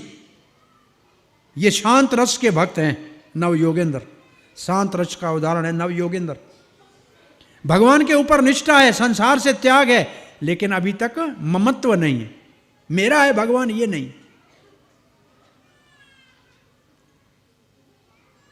और 9 योगेंद्र बने। 81 कर्मकांडी ब्राह्मण बने। 81 कर्मकांडी ब्राह्मण बने। बाकी कितने बचे? 10 राजा बने। एक पिता के पुत्रों में कुछ साधु, कुछ ब्राह्मण, कुछ क्षत्रिय का कार्य कर रहे। तो ऋषभदेव के पुत्रों से यह पता लगता है भागवत में कि जन्म से तो क्षत्रिय ब्राह्मण नहीं है, अपने आचरण से होता है, क्योंकि अलग है। 11 कर्मकांडी ब्राह्मण बने हैं ऋषभदेव के पुत्र। और ऋषभदेव महाराज एक दिन अपने सब पुत्रों को साथ लेकर ब्रह्मावर्त में उपदेश देने लगे संतों के बीच में। पूछा, पुत्रों क्या करोगे बड़े होकर? कहा, बड़े होकर राजपुत्र है तो राज करेंगे। राज में क्या करोगे? भोग करेंगे। तो ऋषभदेव महाराज ने कहा कि भोग तो कुत्ते बिल्ली सूअर को भी संसार में मिल रहा है, ये भोग करने की क्या जरूरत है? तो फिर क्या करें पिताजी? बोला, अनंत सुख को प्राप्त करना है तो दिव्य तपस्या करो बेटा। तपो दिव्यम पुत्र का, दिव्य तपस्या करो, अनंत ब्रह्म सुख को प्राप्त करो और अपने अस्तित्व को शुद्ध करो। ये पशु वाली वृत्ति से तुच्छ सुख के पीछे मत भागो, तपस्या करो। कहा है तपस्या सभी कर रहे हैं, लेकिन दिव्य तपस्या करो। दिव्य तपस्या का मतलब क्या है? भगवान को प्राप्त करने के लिए तपस्या करो। नहीं तो लोकल ट्रेन बॉम्बे की के अंदर हिरण्याकश के बाप 15 रोज घूम रहे हैं, हजारों लोग हाथों ऐसे टांगे हुए घूमते रहते हैं, तपस्या तो वो भी कर रहे हैं। ये तपस्या दिव्य तपस्या नहीं है। ऋषभदेव की शिक्षा अपने पुत्रों को महाराज भरत को लक्षित करके भारतवर्ष के लिए शिक्षा है। भारतवर्ष का आराध्य देव नर नारायण है, तपस्या कर रहा है। भारतवर्ष तपोभूमि है, यहां तपस्या करके अनंत ब्रह्म सुख को प्राप्त करना चाहिए। तुच्छ पशु वाली जूनी वाला सुख तो संसार में कीट पतंग को भी है, शुकर कुकर को भी है, उसके लिए मानव जीवन को व्यर्थ में नहीं गंवाना चाहिए। ऋषभदेव महाराज ने सावधान करते हुए कहा कि उसको पिता बन के पुत्र उत्पन्न करने का अधिकार नहीं है जो पुत्र को भगवान की भक्ति में न लगा सके, न पति होने का अधिकार है, पत्नी को धर्म के रास्ते के ऊपर चला के भगवत धाम ले जाने का सामर्थ्य नहीं है तो विवाह न करे, और राजा भी न बने अगर प्रजा को धर्म के रास्ते पे नहीं चला सकता है, और गुरु बनने के लिए तो शिष्य को अगर भगवत धाम ले जाने का सामर्थ्य नहीं है तो न बने। और फिर महाराज ऋषभदेव ने महाराज भरत को राज दिया और अन्य पुत्रों को अन्य स्थानों में राज दिया, और स्वयं तपस्या करने के लिए चले गए जंगल में, और अजगर वृत्ति से रहने लगे। और अजगर वृत्ति से रह रहे थे, जो मिले वो खाएं, मलमूत्र त्यागें तो 10 कोस के अंदर सुगंध हो जाए। और फिर वो दक्षिण भारत के तरफ कहीं एक जगह वन में आग लगी, मुख में पत्थर रखा और वहाँ शरीर छोड़ दिया। और ऋषभदेव महाराज वहाँ के राजा अरहण थे, अरहण नाम के राजा थे, उन्होंने ऋषभदेव के इस तपस्या के अवधूत तपस्या को देखा और जैन धर्म को शुरू किया। तो यहाँ से जैन धर्म ऋषभदेव से शुरू होता है। अब महाराज भरत राजा बने, बड़े शक्तिशाली महाराज भरत बने। इतने बड़े महान राजा थे कि उनके नाम से पूरे धरती का नाम भारतवर्ष हो गया। भारतवर्ष इतना छोटा नहीं है जितना आज हमारे पास मानचित्र है, मैप है। और जो 100 साल पहले भारत का मैप ये तो नहीं था। और कृष्णकालीन भारत, पांडवों में समय में भारत कहाँ तक था? कौरवों की सेना में मामा शल्य इराक से आया था, उसकी सेना इराक से आई थी। ये पूरा मिडिल ईस्ट इराक मामा का सेना वहाँ से आई थी, एक अक्षुणी। और भगदत्त महाराज चाइना से आए थे, एक अक्षुणी सेना लेकर। और ये पूरा ब्रह्मांड, और रामचंद्र के समय में भारत की सीमाएं कहाँ तक थी, ये पूरा धरती का नाम भारतवर्ष था। लेकिन आस्ते आस्ते ये छोटा बनता जा रहा है। भारतवर्ष में भारत खंड है, तो ये छोटा सा खंड भारतवर्ष का भाग है। सो महाराज भारत बहुत बड़ा राज करने के बाद राजपाट का त्याग किया। त्याग करके पुलह ऋषि के आश्रम में, अब नेपाल जहाँ है, गंडकी नदी जहाँ से सालंग्राम मिलते हैं, वहाँ स्नान करके तपस्या करने लगे, भगवान का भजन करने लगे। भाव के स्तर के ऊपर पहुँचे थे भक्ति में। एक दिन एक मृग को, एक हिरण को, गर्भवती को देखा जो नदी में पानी पी रही थी। पीछे से शेर ने धाड़ा। भयभीत हिरण ने जंप लगाया, दूसरे तरफ शेर से तो बच गई, अपना प्राण निकल गया, गर्भ हो गया और छोटे बच्चे को जन्म दिया जो जीवित था। ऋषभदेव से महाराज भरत को, ऋषभदेव के पुत्र को उसके ऊपर दया आ गई और उस हिरण के बच्चे को घर में लाए। कहा इसका कौन पालन पोषण करेगा, माँ मर गई इसकी। देखो, दया सतोव्रत की वृत्ति है, सतोगुण की वृत्ति है दया करना, लेकिन आसक्ति रजोगुण है। हिरण में आसक्ति हो गई। अब हिरण को खिलाएं पिलाएं और हिरण उसको चाटे। अब पूजा पाठ का टाइम कम होने लगा। एक दिन हिरण कहीं चला गया। भाई हिरण आदमी के साथ कितने दिन रहेगा, वो तो पशु है, पशुओं के साथ ही रहेगा। हिरण चला गया हिरणों के साथ कहीं। महाराज हिरण को ढूंढते हुए गए और पहाड़ के किसी चोटी से किसी खाई में गिरे और मरते समय ध्यान था हिरण का। दूसरे जन्म में महाराज भरत हिरण के शरीर में चले गए। यहां सिद्धांत यह स्थापित होता है कि दूसरा जन्म होता है। दूसरा सिद्धांत यह स्थापित होता है कि भक्ति में भाव भक्ति तक जाए तो भी कुछ दोष रह जाता है। और तीसरा सिद्धांत ये होता है कि भक्ति कभी नष्ट नहीं होती। हिरण के शरीर में भी महाराज भरत को अपनी भक्ति भूली नहीं, वो वापस पुले आश्रम में आए, उधर ही गंडकी के नदी के किनारे पे अपने दिन गिनने लगे कि कब हमको शरीर छूटे।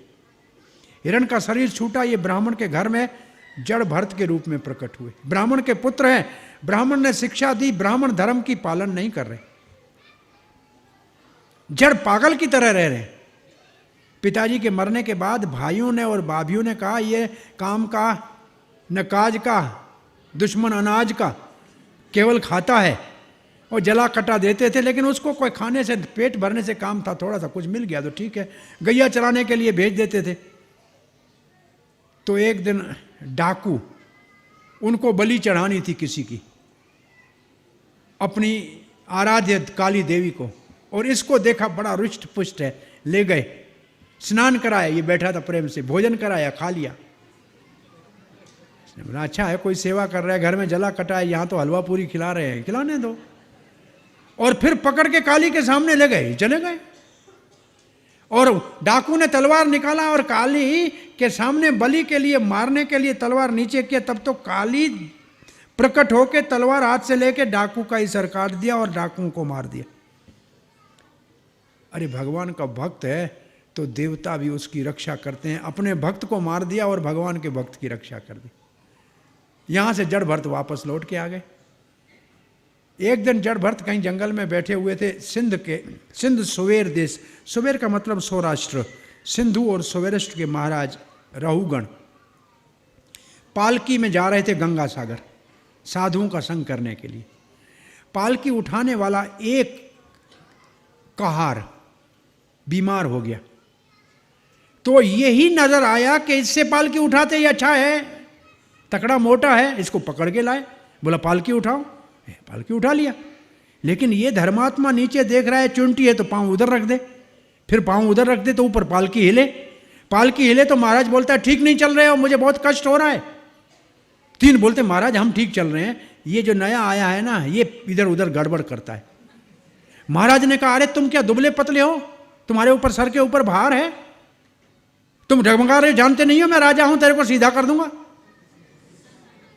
आज तक जड़ भरत बोले नहीं थे।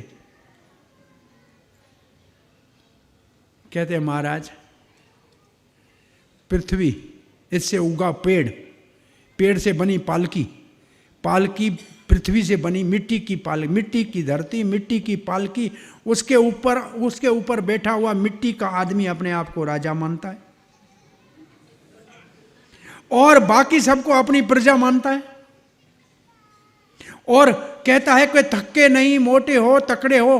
किसकी बात कर रहे हो? शरीर की। क्या तुम जानते हो कि मैं आत्मा हूं? महाराज रहुगण एकदम पालकी से नीचे कूदे। ओ महाराज अकेला पालकी में नहीं होंगे, रानियां होंगी, मंत्री होंगे, राजा जा रहा था तो सबके सामने उतर के ब्राह्मण के ओ जड़ भरत के चरणों में गिर गए। का महाराज ब्राह्मण के अपराध का, मैं यमराज के दंड से नहीं डरता हूं, लेकिन ब्राह्मण के अपराध से डरता हूं, मुझसे अपमान हो गया। आप इतनी बड़ी दिव्य ज्ञान की बात कर रहे हो, आत्म तत्व की बात कर रहे हो, जरा बताइए तो, चूल्हे के ऊपर बर्तन रखते हैं तो पहले बर्तन गर्म होता है, फिर पानी गर्म होता है, फिर चावल गर्म होता है, तो आपके कंधे के ऊपर पालकी है तो दर्द तो होगा ना। तो कहा ये तो आप ठीक कह रहे हैं, लेकिन ये शरीर, कंधा शरीर का है, मैं आत्मा हूं। अगर आत्म साक्षात्कार का व्यक्ति किया हुआ है तो उसको शरीर का कुछ पता नहीं लगता है। अब महाराज ने कहा मैं जा रहा था गंगा सागर में साधुओं को संग करने लिए, ये तो साक्षात गुरु यहां मिल गए हैं। अब जड़ भरत और किसी से बात नहीं कहते, कुछ महात्माओं को कहना था कि ये महाराज रहुगण, वो हिरण का बच्चा था जो राहुगण बन के आ गया, साधु के आश्रम में जो रहा था, अब उससे तो प्रेम था पहले से, तो आज का इसका उद्धार अब कर देना चाहिए। तो उसको फिर एक भवाटी की कथा बताइए। जंगल में आदमी कैसे जाके फंसता है। जंगल में आदमी कोई जाता है कि कहीं से मैं चंदन की लकड़ी लेकर आऊँगा और हल सस्ते दाम में लाऊंगा, बाजार में महंगे दाम में बेचूंगा, लेकिन जंगल में पशुओं के पगडंडियाँ बहुत होती है। पशु चलते हैं ना तो उनके पशुओं के मार्ग होता है, और एक पशु की पगडंडी में चला गया तो दूसरे तीसरे चौथे वो बाहर निकल ही नहीं पाता था, अंदर घूमता रहता। राजमार्ग पे आ जाए तो बाहर निकल जाए। तो ऐसे संसार की भूल भलाइयों में हम जीव आ जाते हैं, और ऐसे पशुओं की पगडंडियों का मतलब है कई पंथ दुनिया में चल पड़े हैं और सभी कहते हैं कि हम आपका सबका उद्धार करेंगे, लेकिन वो है पशु वाली पगडंडियां, कोई इधर जाती है कोई उधर जाती है। भगवान का तो पता ही नहीं है कि भगवान कौन है। वो संसार में पगडंडियों वाले ये छूट मूट के पंथ कलयुग में जो है लोगों को भ्रमित करके घुमा रहे हैं उधर के उधर। बोला फिर राजमार्ग कैसे मिलेगा? तो ये बहुत प्रसिद्ध श्लोक है महाराज जड़ भरत का, महत रज पद अभिषेकम। जब तक साधु का संग और साधु की कृपा नहीं होगी, वो उंगली से पकड़ के आपको राजमार्ग के ऊपर नहीं छोड़ेगा, तब तक आप इस संसार सागर के भूल भलाइयों से निकल के बाहर नहीं आ सकते हो। और यहाँ जड़ भरत का उपदेश सुनकर महाराज रघुगण को यहाँ ये प्रसंग 15 अध्यायों में पूरा होता है। इसके बाद परीक्षित महाराज भूगोल और खगोल के विषय में पूछता है। 5 अध्यायों में भूगोल का वर्णन है, 5 में खगोल का वर्णन है, और फिर एक अध्याय बचता है उसमें नरकों का वर्णन है। तो भूगोल के वर्णों में द्वीपों का वर्णन है, और द्वीपों के अंदर विशेष रूप से जम्बू द्वीप का वर्णन है। और जम्बू द्वीप में हम रहते हैं। जम्बू द्वीप में 9 वर्ष हैं। 9 वर्षों में जो बीच में वर्ष है उसका नाम है इलावर्त वर्ष। उसमें पार्वती और शंकर जी रहते हैं, और कोई स्त्री नहीं रहती, और कोई पुरुष नहीं रहता। वहाँ पुरुष रह नहीं सकता है। एक बार पार्वती जी नहा रही थी, कुछ ऋषि आ गए, पार्वती को संकोच हुआ, और शंकर ने कहा कि कोई इस लोक में आएगा, पुरुष होगा तो स्त्री बन जाएगा, घोड़ा होगा तो घोड़ी हो जाएगी। और ऐसे हुआ, ऐसे हुआ। ये 9वें स्कंद में कथा आती है। सदामन्यु महाराज विवस्वत का पुत्र सिंधी घोड़े के ऊपर चढ़ के इलावर्त वर्ष चला गया, लिखा है। घोड़ा घोड़ी हो गया और सदामन्यु स्त्री हो गया। और जब ये लड़की हुआ, उस वक्त चंद्रमा का पुत्र बुध उस लड़की के साथ गंधर्व विवाह किया और एक पुत्र हुआ, उसका नाम है पुरर्वा। और उस पुरर्वा से चंद्रवंश चालू होगा। लेकिन ये पुत्र जो लड़की हो गया, महाराज ने पूछा मेरा बेटा नहीं आया। वशिष्ठ जी ने कहा शंकर जी के आश्रम में चला गया था, शंकर जी के इलावर्त वर्ष में लड़की बन गया। बोला नहीं, मेरा लड़का ला के दो। वशिष्ठ महाराज गए, लाए, बोला अब इसको लड़का बनाओ। वशिष्ठ ने पहला सेक्स चेंज का ऑपरेशन किया, इसको लड़का बनाया। लेकिन कहा 1 महीना लड़का 1 महीना लड़की। कामयाब इतना ही हुआ, इससे ज्यादा नहीं हुआ। ये सदामन्यु की कथा 9वें स्कंद में।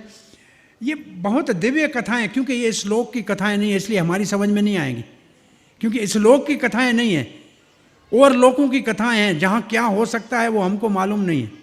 इसलिए भागवत की कथाएं कई लोकों की हैं, इसलिए वो बातें हमको सब समझ में आ जाएं ये जरूरी नहीं है। लेकिन सुखदेव महाराज कह रहा है तो सत्य है, इतना मान लेना चाहिए। इस 9 वर्षों को कहते हैं भौम स्वर्ग। भागवत में 3 स्वर्गों का वर्णन है। एक स्वर्ग लोक जहाँ इंद्र आदि देवता रहते हैं, हमारा पृथ्वी लोक, इसके ऊपर भूलोक, उसके ऊपर स्वर्ग लोक। दूसरा स्वर्ग है भौम स्वर्ग। ये भारतवर्ष को छोड़कर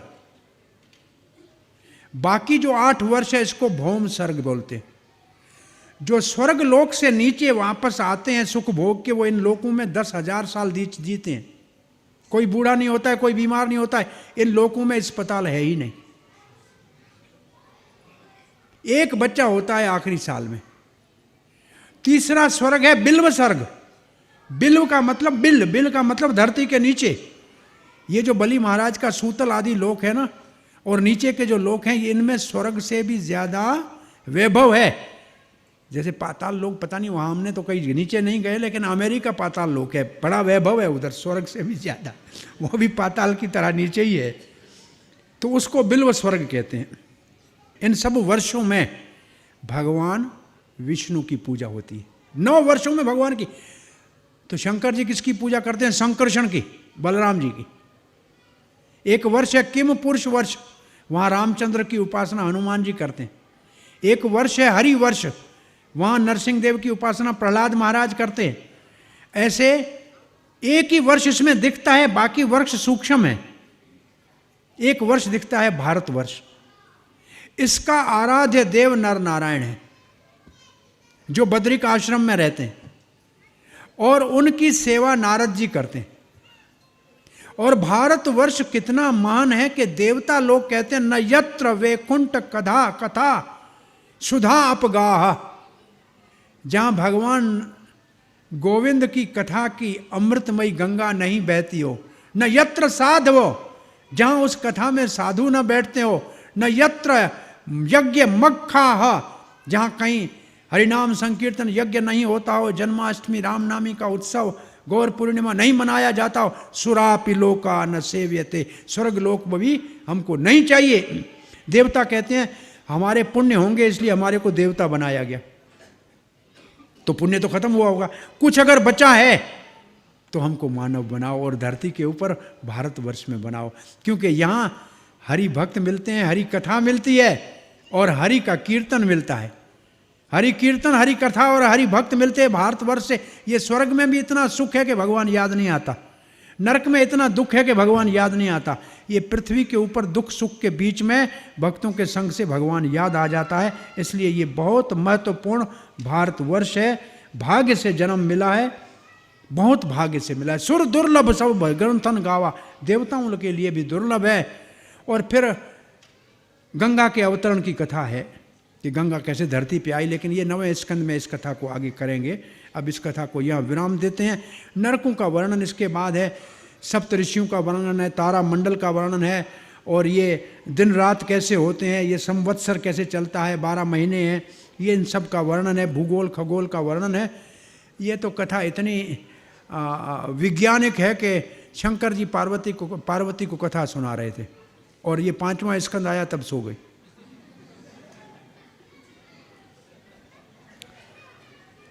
पार्वती के पास एक दिन नारद जी घूमते हुए आ गए। कहा पार्वती आपसे भोलेनाथ तो प्रेम बहुत करते हैं। हाँ बोला बहुत प्रेम करते हैं। बोला इतना ज़्यादा प्रेम करते हैं तो उनके गले में जो ये खोपड़ियाँ पड़ी है किसकी, ज़रा पूछ लेना। बताएंगे नहीं, लेकिन आप शंकर जी घर में आए, पार्वती ने कहा आप मुझसे प्रेम करते हैं। बोला प्रिय आप ही तो मुझे प्रिय हैं, और कौन है, प्राण प्रिय हो। बोला फिर ये गले में क्या है, मुंडियों किसकी हैं। बोला इसके भी बात छोड़ो, इसकी बात चिंता मत करो। बोला आज तो इसका बताना पड़ेगा। बोला नारद मिला था, आज तक कहाँ से कुछ पूछा नहीं है, क्या बात है। बोला कुछ भी हो मेरे को बताओ कौन है। तो कहा ये 51 खोपड़ियाँ तुम्हारी हैं, ये आखिरी ताज़ी सती वाली है, ये हर बार तुम मेरी पत्नी बनती हो। अब सब कहती है पार्वती अमर बना दो, चलो अमरनाथ में। अमरनाथ में गए, शंकर जी ने तांडव नृत्य किया कि मैं कथा भागवत की करने जा रहा हूँ, यहाँ सुनने का कोई अधिकारी है नहीं, कोई हो ना हो। तो सभी जीव जंतु वहाँ से भाग गए। पार्वती को कहा तुम मैं कथा को हाँ करती रहना। 5वें स्कंद तक पार्वती पहुंची। जब भूगोल खगोल की कथा आई तो नींद आ गई। आपको नींद ना आ जाए इसलिए कथा मैं करूँगा नहीं। ये एक बार वैकुंठ के दरवाजे पे एक कथाकार गया और वैकुंठ के दरबारों ने कहा अंदर नहीं जा सकते हो, बैठ जाओ। भला मैं कथा करता था, सत्संग करता था, मेरे को क्यों नहीं जा, बोला बैठ जाओ। थोड़ी देर में एक आदमी आया, बाल बिखरे हुए थे, और उसने कागज़ दिखाया और उसको वैकुंठ में जाने दिया। बोला ये क्या अन्याय है, कौन था, किस जाने दिया, इसको जाने दिया। बोला ये बस का ड्राइवर था। बस के ड्राइवर को वैकुंठ में जाने देते हो, कथा वाले को नहीं जाने देते हो। बोला आगे क्या लिखा है, इतना रफ ड्राइवर था, सारे पैसेंजर राम राम करते थे, एक भी नहीं सोता था। और महाराज आपकी कथा में आधे लोग सोते थे।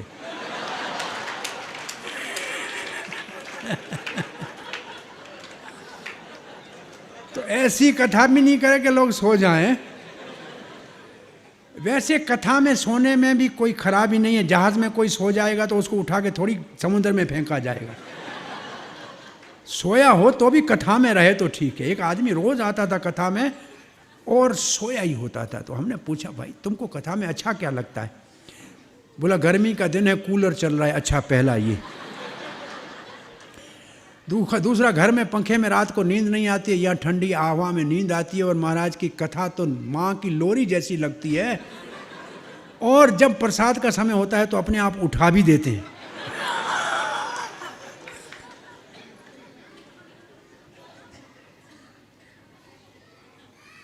माता जी आके हमको कहने लगी कि हमने, अगर हमारे को एक बीमारी थी, बम्बई से लेके हमने कलकत्ता तक के डॉक्टर और मद्रास तक को दिखाया, कहीं से लाभ नहीं हुआ, अमेरिका भी घूम के आई, आपकी कथा ने हमारा सब बीमारी ख़त्म कर दिया। मैं बोला भैया ऐसा कौन सा बीमारी था? बोला नींद नहीं आती थी।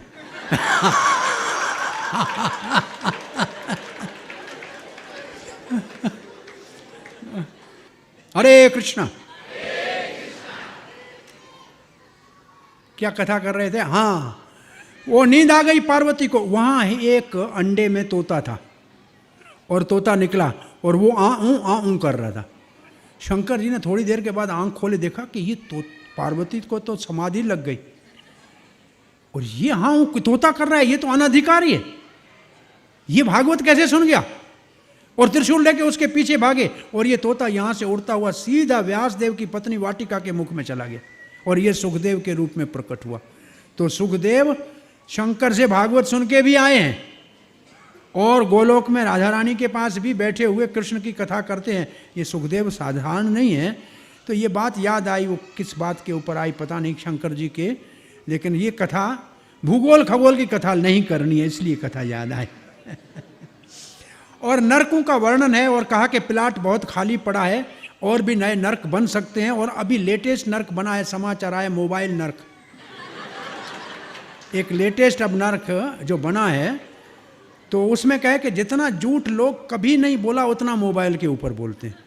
सोए हुए होते हैं, कहते हैं ऑफिस में हूँ, ऑफिस में होते हैं, कहते हैं घर में हूँ, और पता नहीं क्या क्या कहते रहते हैं।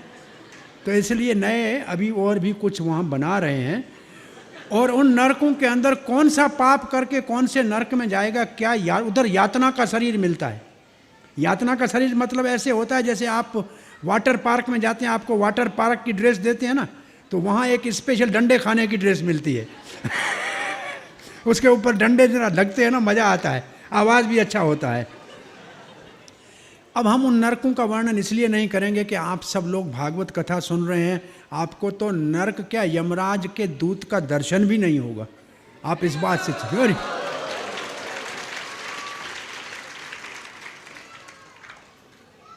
लेकिन नरकों से शिक्षा क्या ली है भारतवर्ष ने, उसमें एक नरक का वर्णन हम कभी कथा में सिर्फ करते हैं। घर में कोई मेहमान आ जाए, अतिथि, और घर का मालिक टेढ़ी आंख से अगर उसको देखे कि ये मुसीबत कहाँ से आ गई,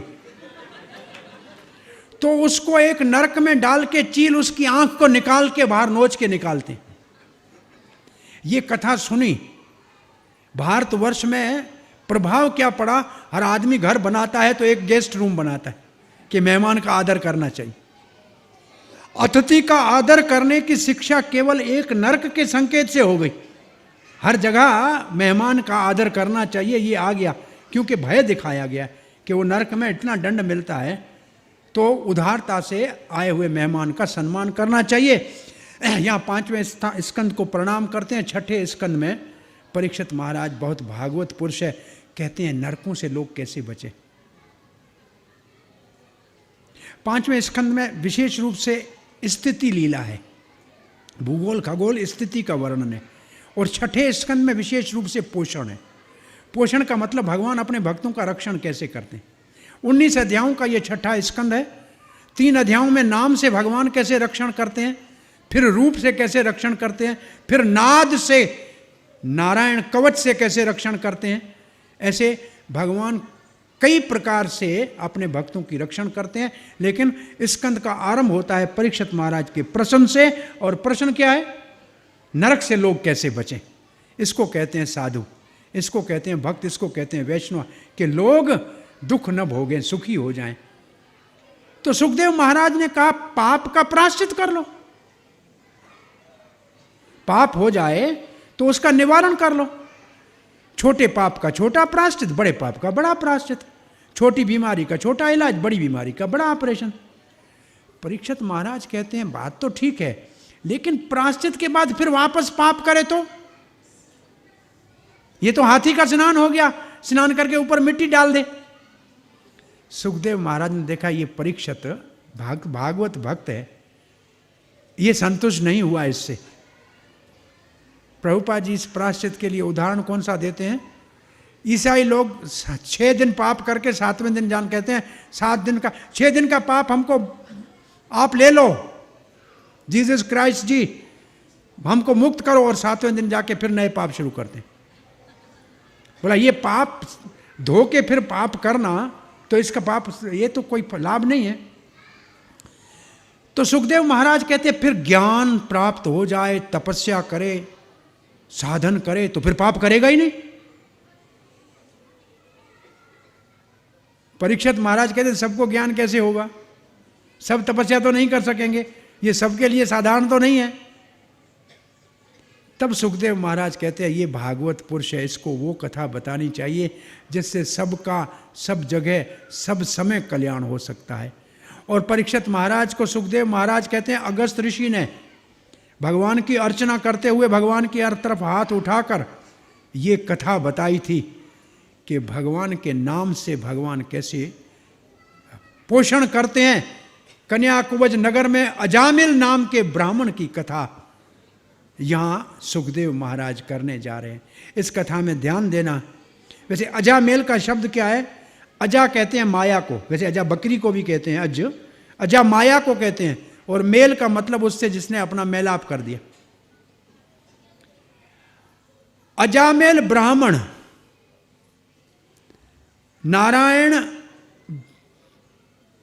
नारायण के सालंग्राम शिला की पूजा करने वाला, यज्ञ करने वाला, फिर भी पाप में कैसे लग गया? इसका मतलब कि ज्ञान तप जप पाप की जड़ को नाश नहीं कर सकता। पाप की परंपरा का पता है? पाप की जड़ है अविद्या, अज्ञान। उससे होती हैं भौतिक इच्छाएं, इच्छाओं से होते हैं पाप, और पापों से मिलता है कलेश या दुख। यह है पाप की परंपरा। अगर प्रायश्चित करेंगे तो दुख नाश हो सकता है, लेकिन पाप नाश नहीं होगा, दोबारा पाप कर लेंगे।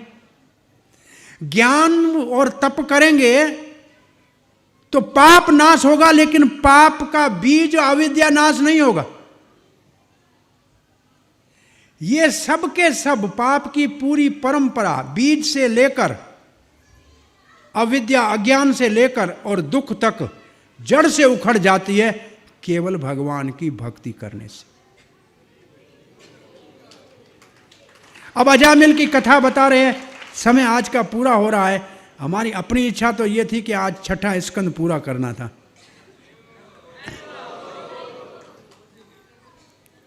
हरे कृष्णा। 8:05 हो गए। 3 अध्यायों में भगवान के नाम आभास से अजामिल का कैसे उद्धार हुआ। हम हरे कृष्ण नाम जपते हैं, इसके 3 फल हैं। नाम अपराध के साथ जपेंगे तो बहुत सुख मिलेगा, नाम बड़ा होगा, पद बड़ा मिलेगा, नाम होगा, पद प्रतिष्ठा मिलेगी। अपराध वाले को नाम आभास, पता नहीं है नाम की शक्ति का, लेकिन नाम जपेंगे तो मुक्ति मिल जाएगी। लेकिन शुद्ध नाम जपेंगे तो भगवत कृष्ण प्रेम मिलेगा। प्राय नाम अपराध वाले नाम का फल तो बहुत लोगों को मिल रहा है, हम देख रहे हैं आंखों के सामने, बहुत लोगों को मिल रहा है। शुद्ध नाम जपना तो अजामिल को, तो अजामिल का उदाहरण है स्वल्पमस्य धर्मस्य त्रायते महतो भयात। भगवत गीता का श्लोक है। थोड़ा सा भी भागवत धर्म का आचरण करने से बड़े भय से बच जाएगा। अजामिल यमदूतों के पास से बच गया, केवल अपने बच्चे के नाम नारायण रखा था इसलिए। अब इस कथा को करें, कथा करने में तो रस लेना चाहिए। समय कल ये कथा को आगे यहाँ से बढ़ाएंगे, इस कथा को यह विराम देते हैं। हरे कृष्णा